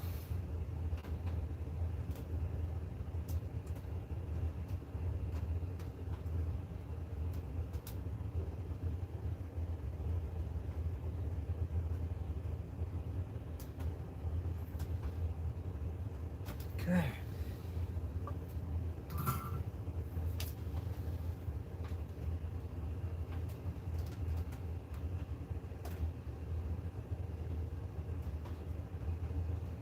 Wow, that must have been a trip, Bob. And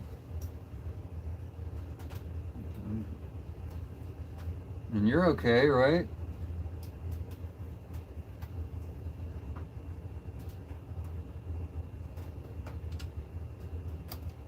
I mean, I don't know exactly what selenium supposedly does to you in terms of being toxic. I just know that it is.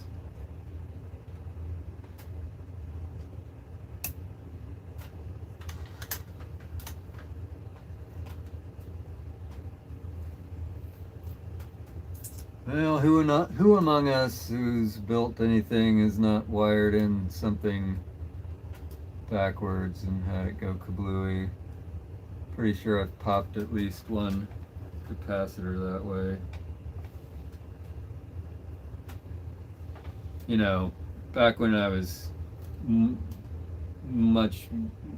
back when I had much less experience checking and double checking the polarity of the capacitors before I put them in.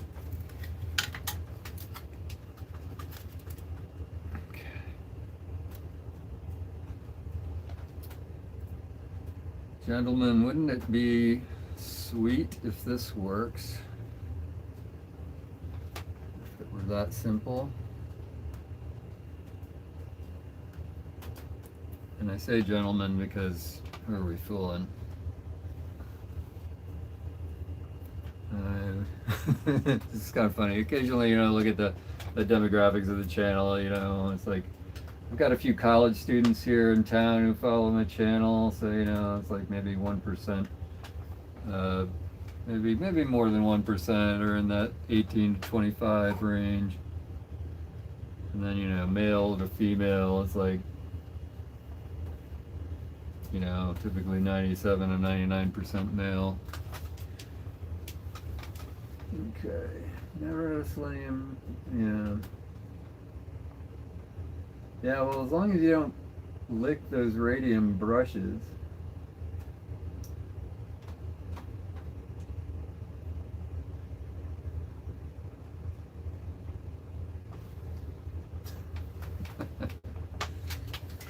I get it, Bob.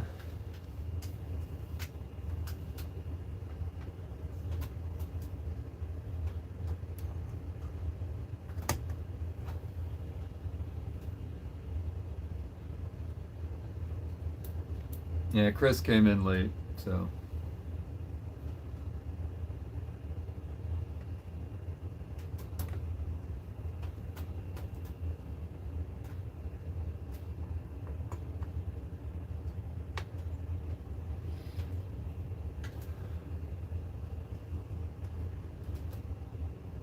Oh, thank you. Yeah, I wanted to remove that ground wire. This could have, I don't think it would have done anything bad, but probably might have been bad. Probably would have. Yeah, well, anyway, yeah. Yeah, anyway, thank you very much, Northern Audio Nut. That yes, he pointed out, yes, I did mean to disconnect that wire before anything else, but I just didn't. Yeah, I think I can probably get away without using the sucker.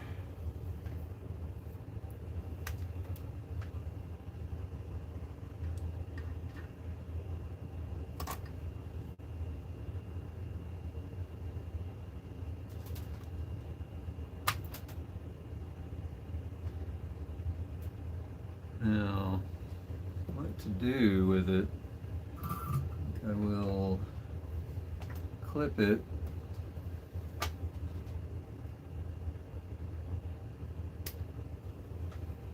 Like that. Well, that could still cause problems though, couldn't it? So, let's take no chances with that creating some kind of havoc situation. And we'll just put a little shrink tubing on the end of that wire.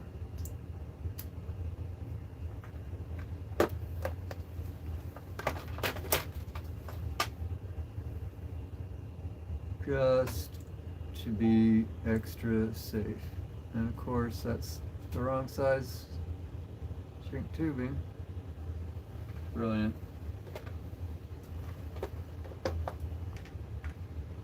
So sure of myself. Measure twice, cut once.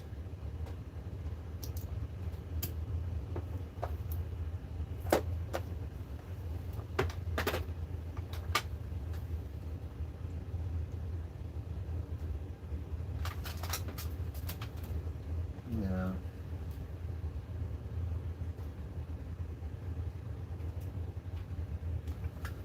Dial company. I mean, you've probably seen the videos or documentaries or whatever about the women who worked at those types of places, and they would paint the radium onto the watch faces and lick the brushes to moisten them.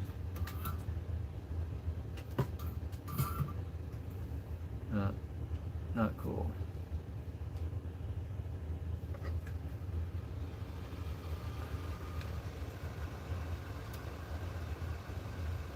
Oh, and you know, while we're in here, I also meant to see if I could use the hot air to get some of these to behave. So.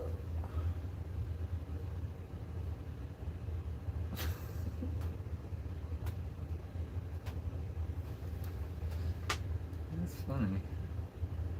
You got a good chuckle.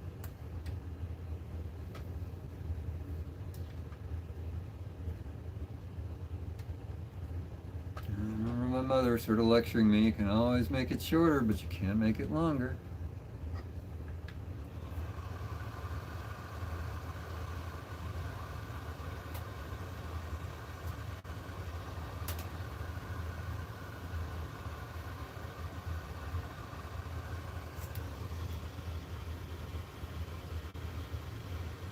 Yeah, I didn't think that was going to do it. Just never done this before, so it's an experimental procedure.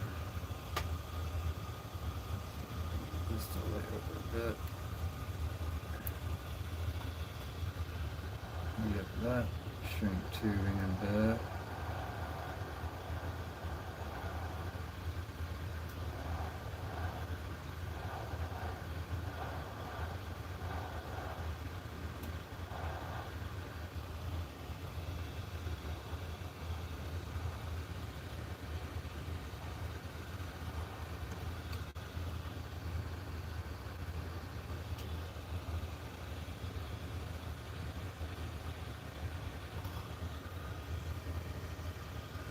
What do you think? No. Is it getting there? Is it better? It might be better.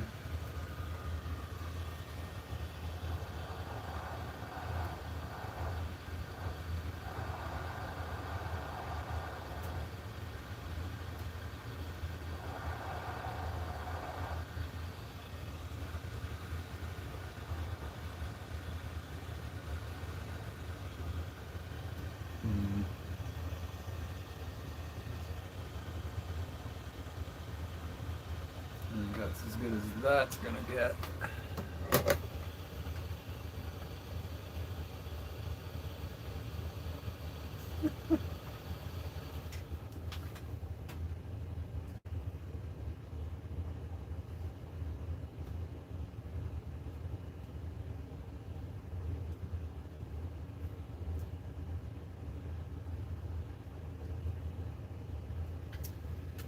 Oh, such silliness in the chat tonight. Oh, they're getting more comfortable.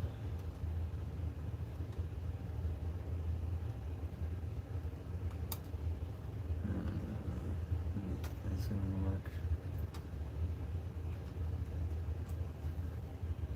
Still think that's gonna really bend over that well.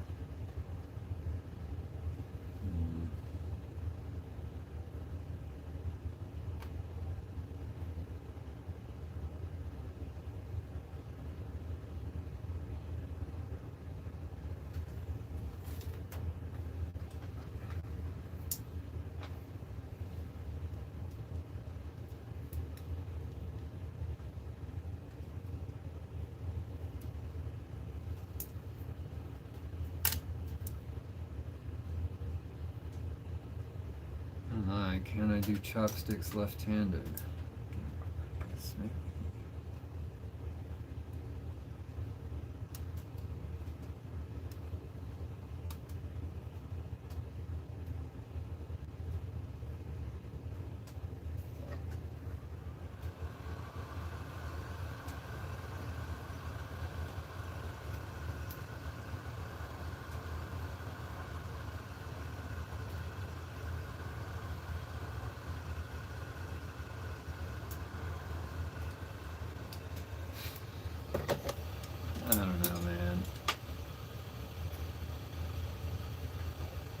think I'm probably better off with using some zip ties. I just don't know what I'm doing. I don't want to cook the wires in a bad way.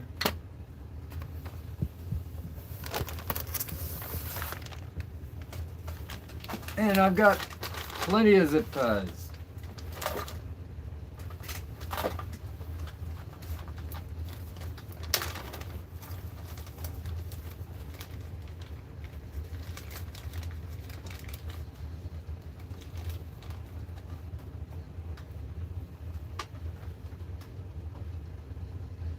Let's see.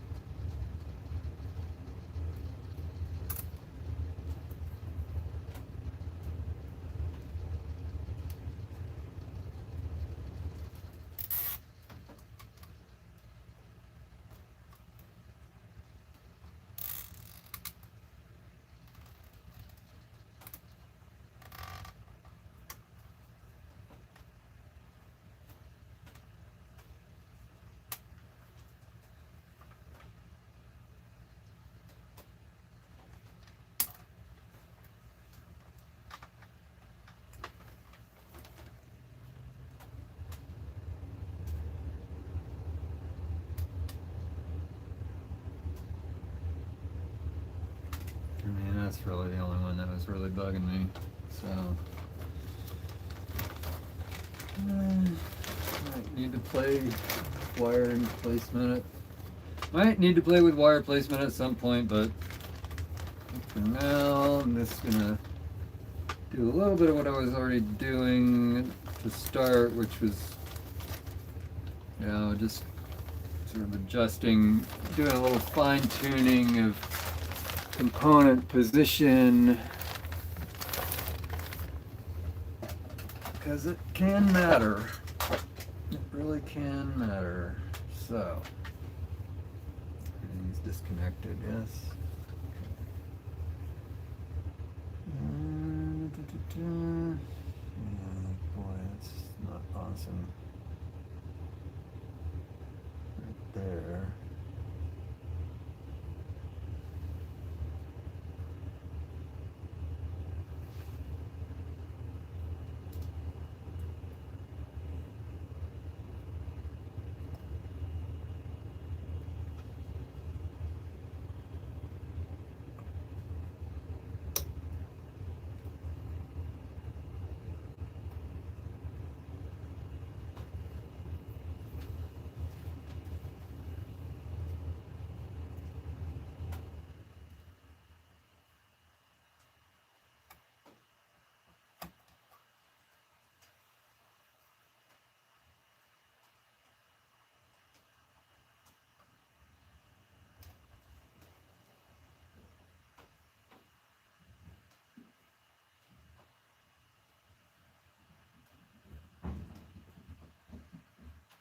I think it looks all right.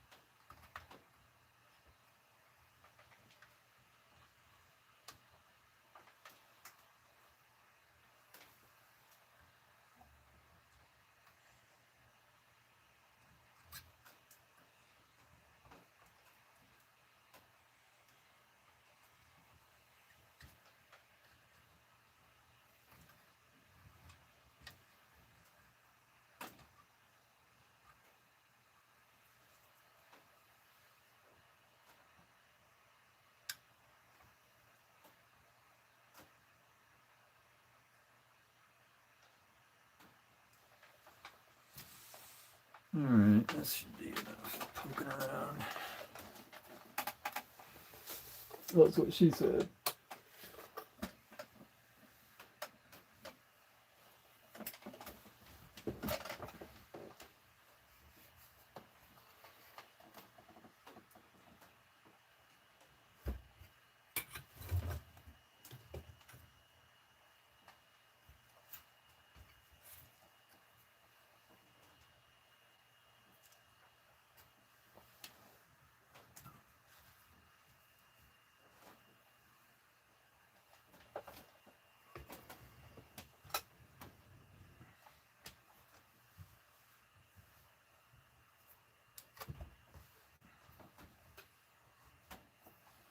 All right, anybody else remember anything I forgot?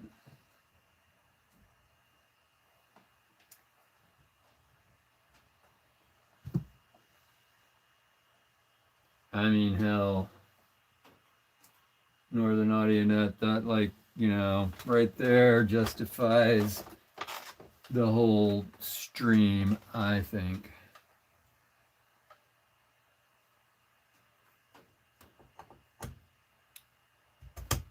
Not too bad to have a few people looking over my shoulder, making sure I don't do something super stupid.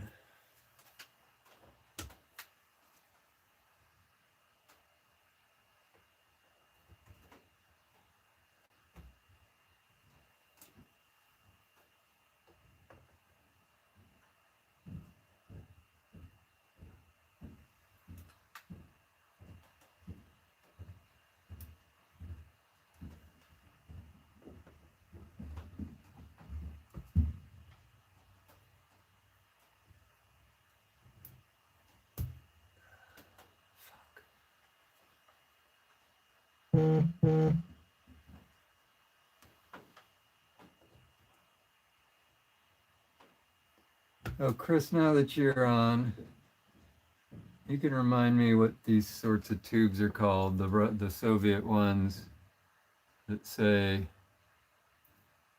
Pietroprov on them. What do you call them? Reflector? These are 6P14Ps.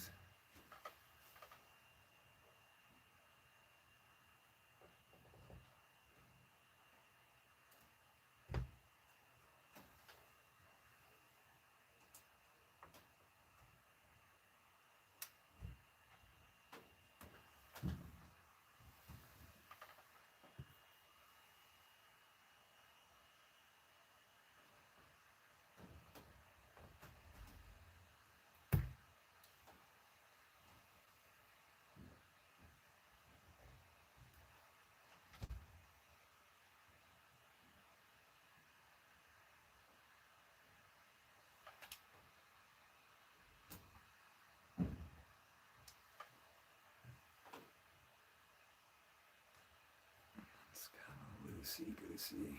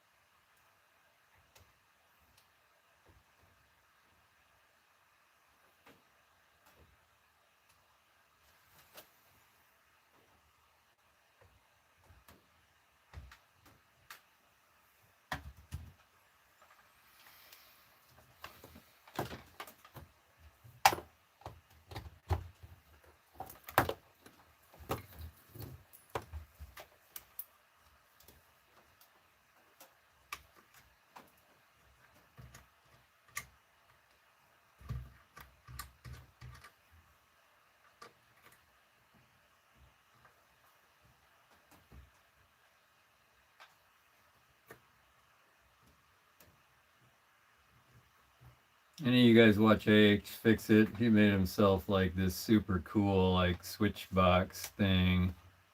You can like, you know, switch between dim bulb tester and mains and switch the load in or out. I think I think. Anyway. It's like, oh man, now all the cool kids are gonna have to have one of those.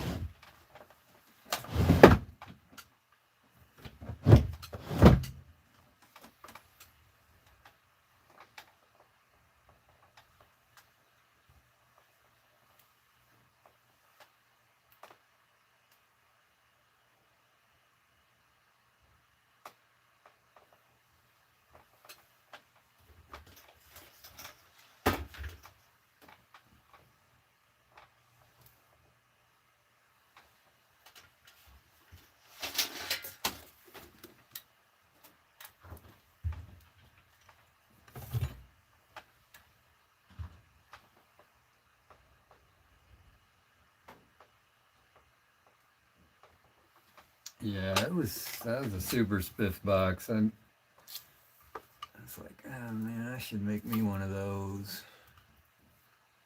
But then I get to thinking, or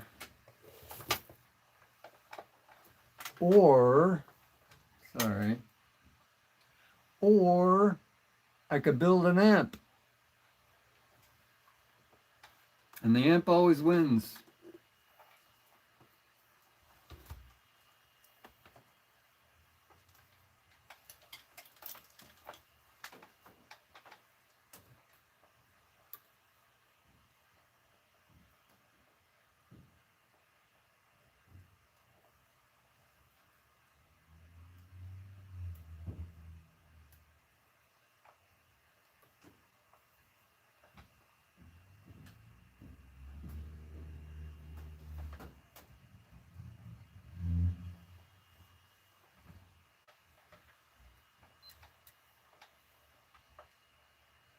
Dang it.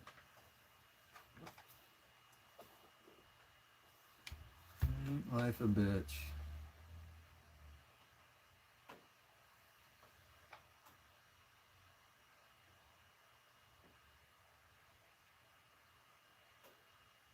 I didn't do anything.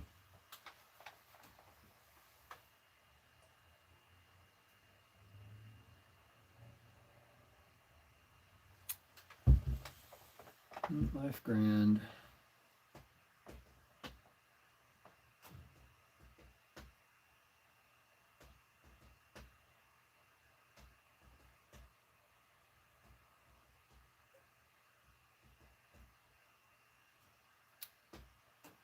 Yeah, I sure am wishing I had some spare tubes to try. I mean, I could. I do have other sets of EL84s that I could try. But I seem to have ascertained that the problem's following these tubes, so. But that doesn't, I mean, I suppose it could still mean that. Uh,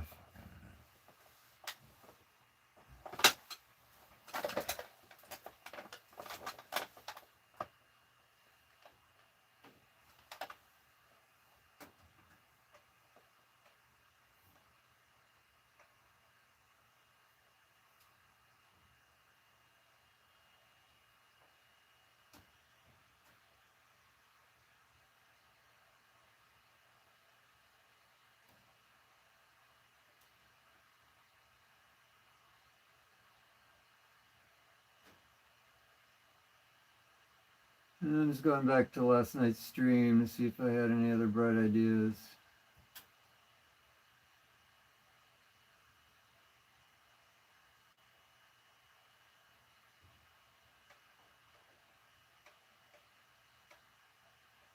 Yeah, you're right. It is worth a shot.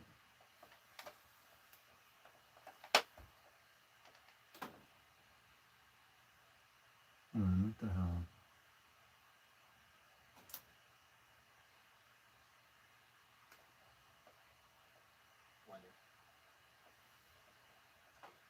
Yeah, you're right, Bob. It's like, anyway, do a little brainstorming here. The heater circuit is a point to look at. All right.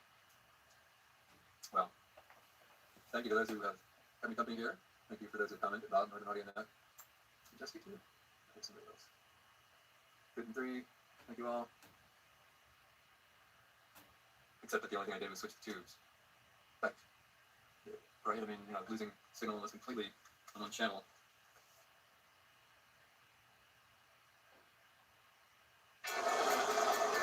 Oh, dear Lord.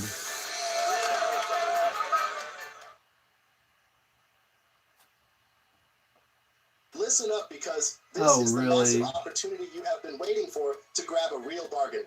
We are talking about military-grade external hard drives with a massive That's a mil-spec hard drive, y'all. Right now, you can get one for the price of... Right? I mean, losing signal almost completely on one channel doesn't make sense. Except that the only thing I did was switch the tubes.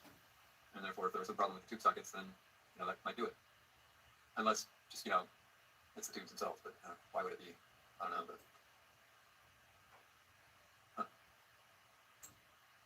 That ground hum, boy, that's a bummer. That kind of issue can be really tough to pin down. The thing that comes to mind immediately is, of course, the fact that I've got a lifted ground. I could try bypassing that lift resistor to see if that has any effect. I mean, that's what a ground lift is generally for. It's like, if it hums, change the ground lift. Whether it's lifted and it's humming, then unlifted. If it's unlifted and humming, then lifted. And sometimes that'll fix things. Let's see, another thing that I could do is, that I usually do, here's an idea. One of the things I usually do, but haven't in this case, is put 100 ohm resistors between the heaters and the cathode. So essentially lifting the reference, lifting the ground for... All right, so my other bright idea was to bypass the unlift, the ground lift. And it'll be easy. It's easy. So worth trying. Like almost easier than trying new tubes.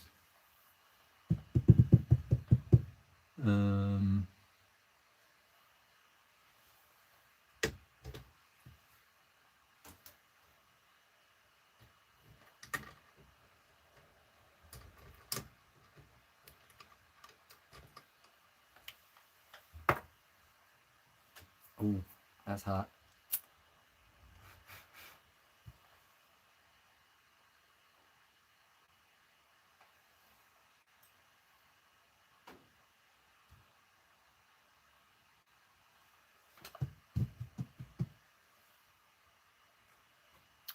All quite toasty. I guess I need to let it cool off a little bit.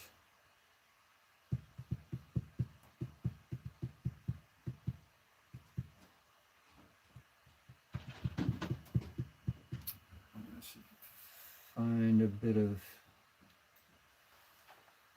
bit of heavy gauge wire to stick in there.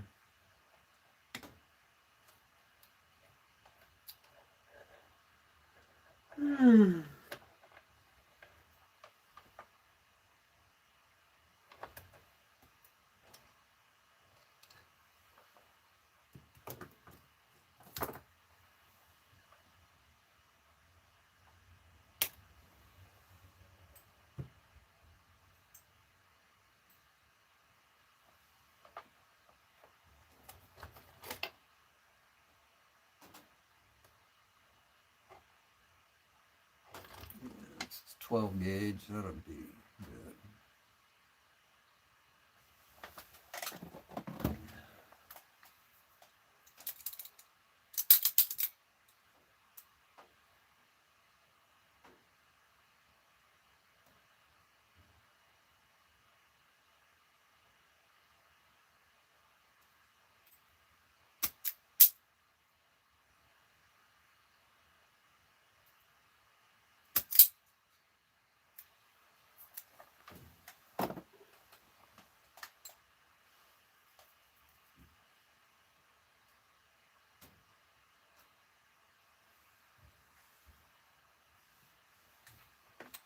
feels like I live dangerously.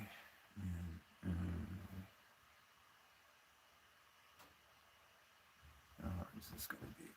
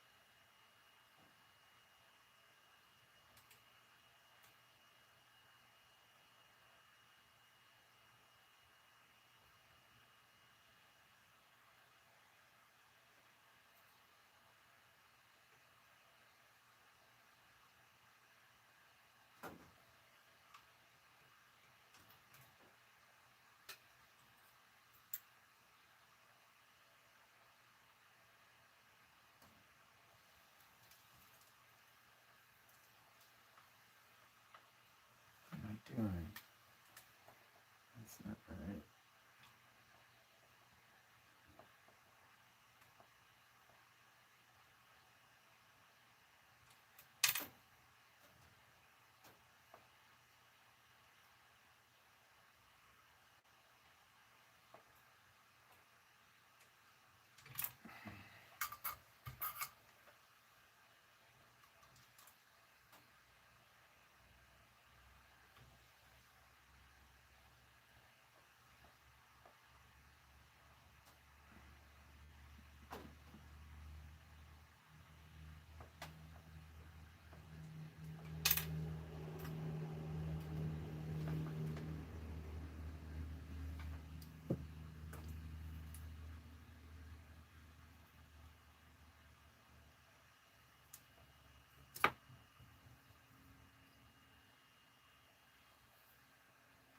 So I don't even want to show you what I'm doing because it's just so Mickey Mouse. I figure this is temporary. It's probably not going to work. And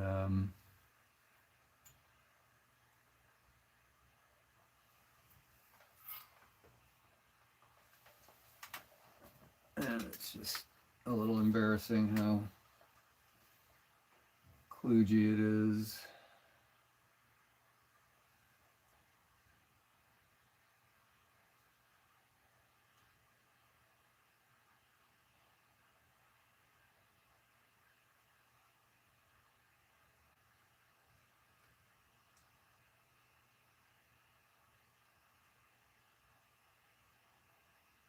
I'm just putting in a little hunk of 12 gauge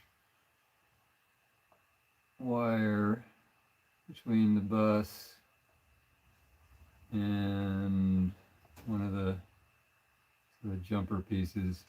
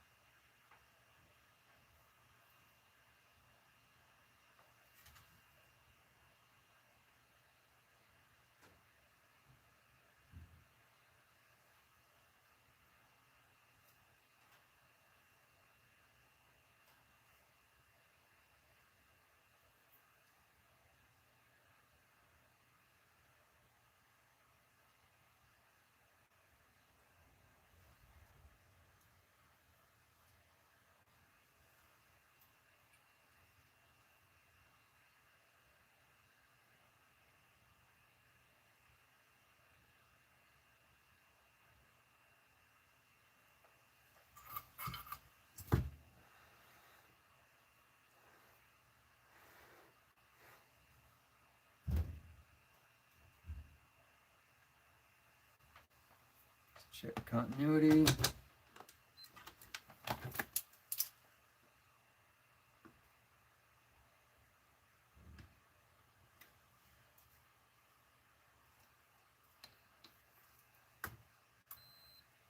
Okay.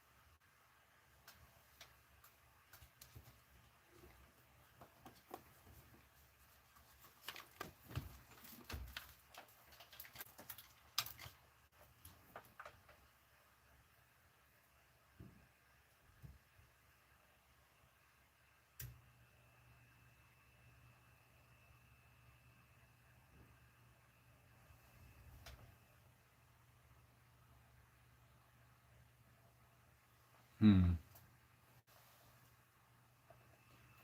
don't remember hearing it hum before, just like upon turning on. But I'm hearing a hum now.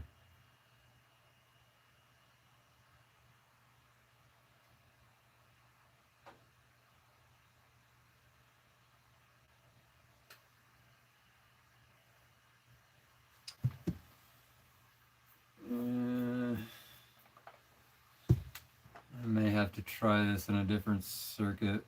This one doesn't actually have a real ground. That is my plug. Still, this has not been a problem before.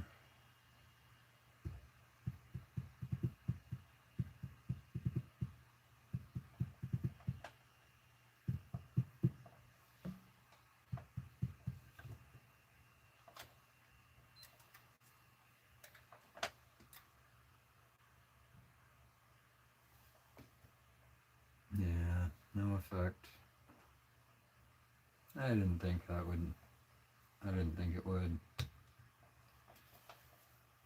Well, tell you what, gentlemen. Oh yeah, I could try new tubes.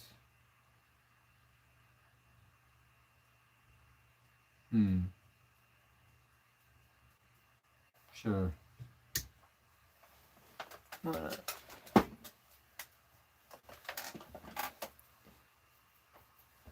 Surely I've got a set of EL84s lying around here somewhere.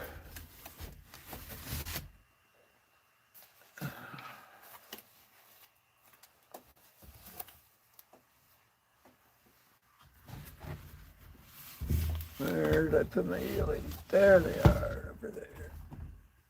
These EL84s? They're EL84 boxes. Are they empty boxes or full boxes?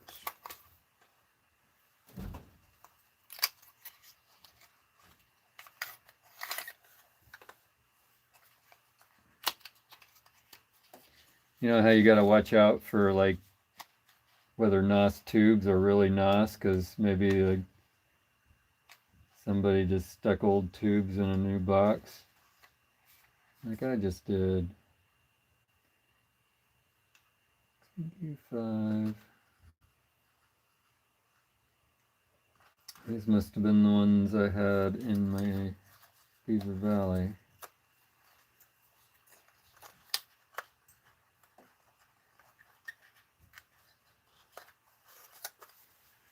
This one's pretty similar to all these boxes.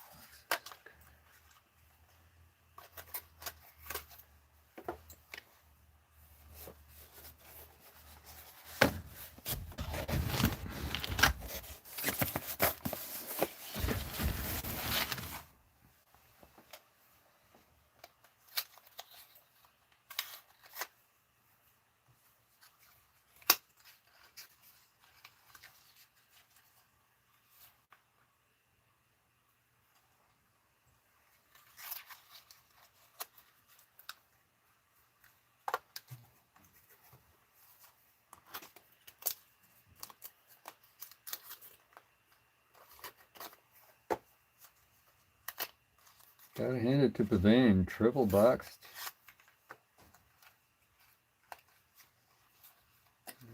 Not sure why I decided I need to put these back in all 3 boxes.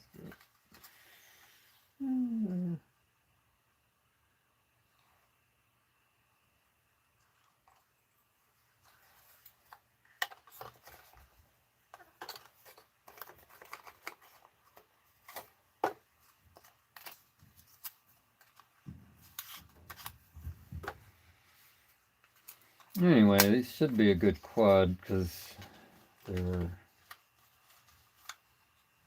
sufficient to be in my Beaver Valley. This one's even branded Magnavox. Beautiful. Okay.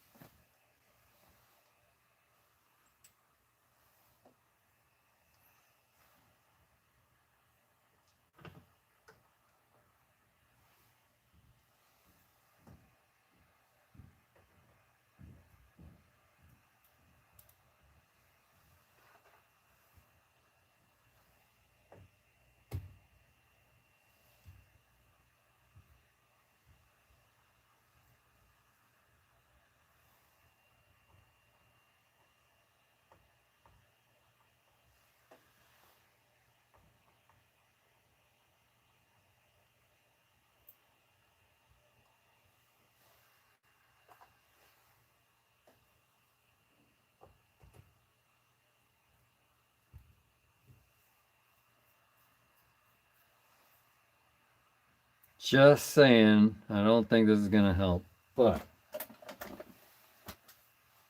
definitely worth a try.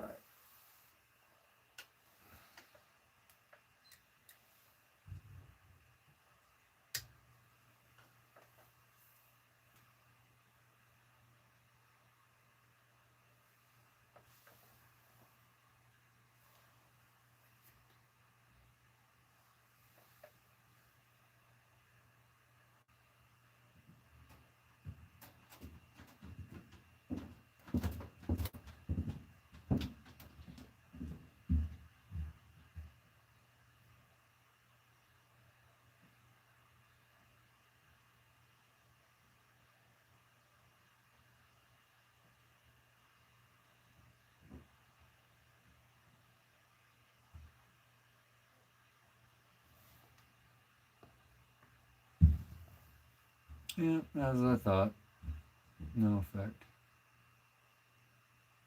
Or if any effect, very small one.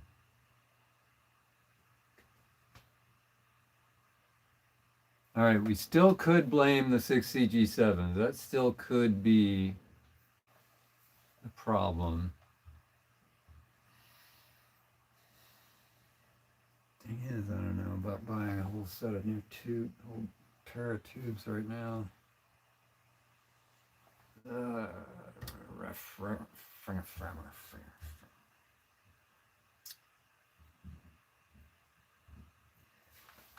See, because sometimes it comes down to tubes or gear or scotch. I'm out of scotch. You know.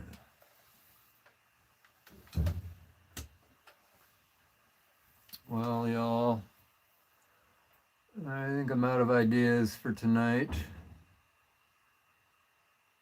So I think I had best pack it in. What did we learn? Well, I mean, I did sort of fix the fact that one of the channels had no gain when I switched the tubes yesterday, so tightening up those tube sockets was a good idea. I learned that the gain issue follows the tubes. That is the differential gain between the two channels. We didn't really touch the crossover distortion, but the crossover distortion isn't isn't there at all up to 12 watts per channel, so maybe it's just not worth worrying about. It is still sort of perplexing a little bit, but it's also not clear that given the differential gain between the two channels, maybe if I had turned the other one up as much, maybe I would have seen that crossover distortion there too.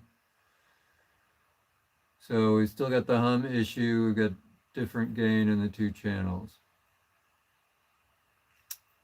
And the different gain seems likely to be down to differences between these two tubes. So that's at least one fix that is suggested, that, getting some new tubes, new 6CG7s will likely fix, knock wood, likely fix the different gain in the two channels. As for the hum, it is not subtle. You would definitely hear that, and something needs to be done about it. I just don't know what. I've lifted the ground, I've lifted the heater. Yeah, so shit.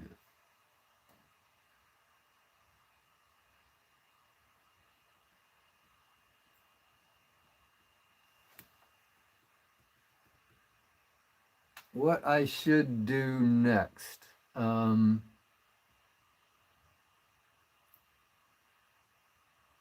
I should just, to be, belt and suspenders, I really should check to make sure the ripple on the regulated supply is very small, or unmeasurable even. Should be unmeasurable. Again, though, if it were that sort of ripple that was causing the problem, then we would be seeing 120 hertz and not 60. I could try plugging it into a different wall outlet, different circuit even, just to see, just something to try. Probably not gonna be the issue, probably not gonna do anything, but it is something to try.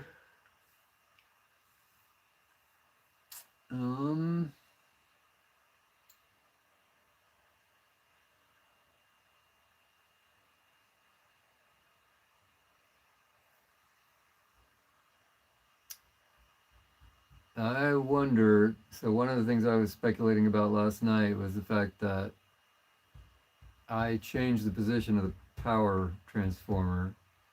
Originally it was over here.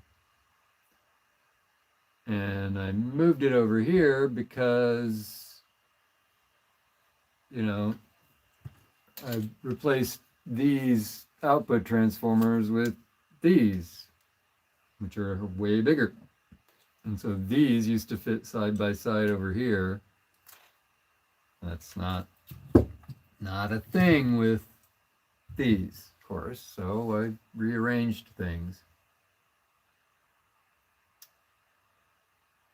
Which is simply to say that it used to be that the power transformer was very far from the input. It's like opposite corners from the input. And maybe that makes a difference. Maybe I'm simply picking up EMI from here.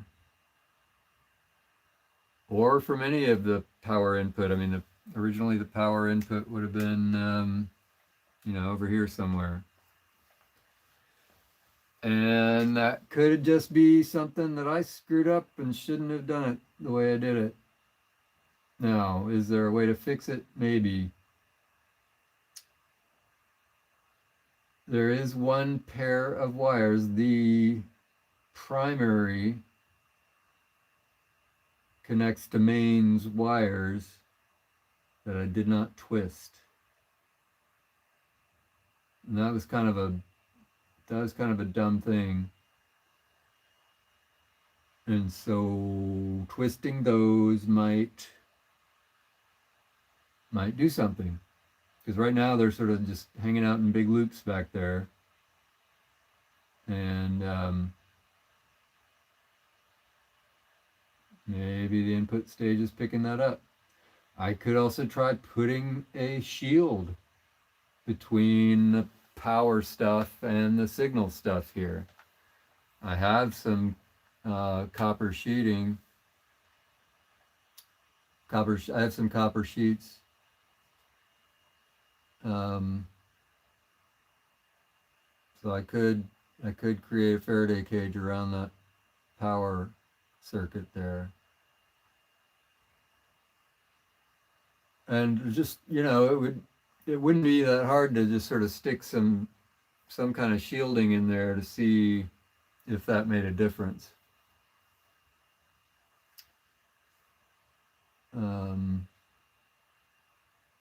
Boy, wouldn't that be something if my big bonehead maneuver was moving this over to next to the inputs. I'm kind of out of other, I don't know, I mean, there's only so many things it can be, So I think that's going to be my next, I think that's really the next thing to check. Again, I can check the ripple on the power supplies. I'm pretty sure that's not going to be a thing. Yep. All right. Can I float everything? I mean, technically everything is floating because this is not a grounded circuit right here.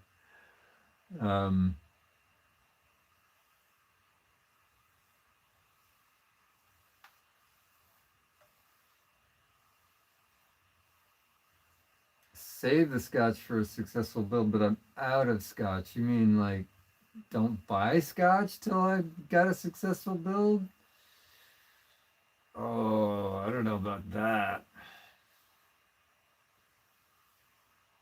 I don't know, Chris, if you're still listening. That whiskey's not bad that you gave me, that Trip whiskey. It's not single malt scotch. It's different. It's not bad. It's just different, and I do prefer a nice single malt. Or maybe I just prefer scotch in general. Anyway.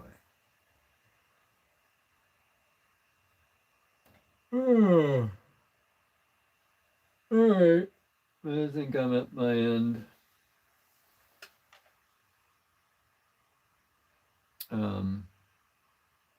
Fun hanging out with y'all. A pretty nice active chat tonight. That's cool. Y'all are finding your voices, as it were. And I might do this again tomorrow. And I might not. I got some shit to do. It's not pleasant shit. Anyway, so maybe not tomorrow night. No, well, yeah, probably not tomorrow night anyway, because tomorrow's Tubes Day. Go hang out with the boys and geek out on guitars and amps and stuff. And drink. It's a drinking club with an amp problem. Yes, I agree, Northern Audio Nut.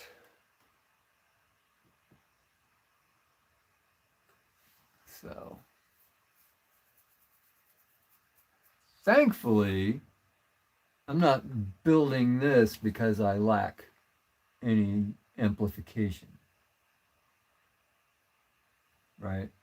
Got lots of amps. So I'm set. I'm set there. Okay? Okay. Anybody else got any suggestions before I go? Probably not. I'm just going to leave this a mess right here. It'll remind me where I was when we left off. But now I will need to remember to check the end of this stream before I fire up the other one, because dang, this computer really sucks for trying to do what I've been doing. Wah, first world problems.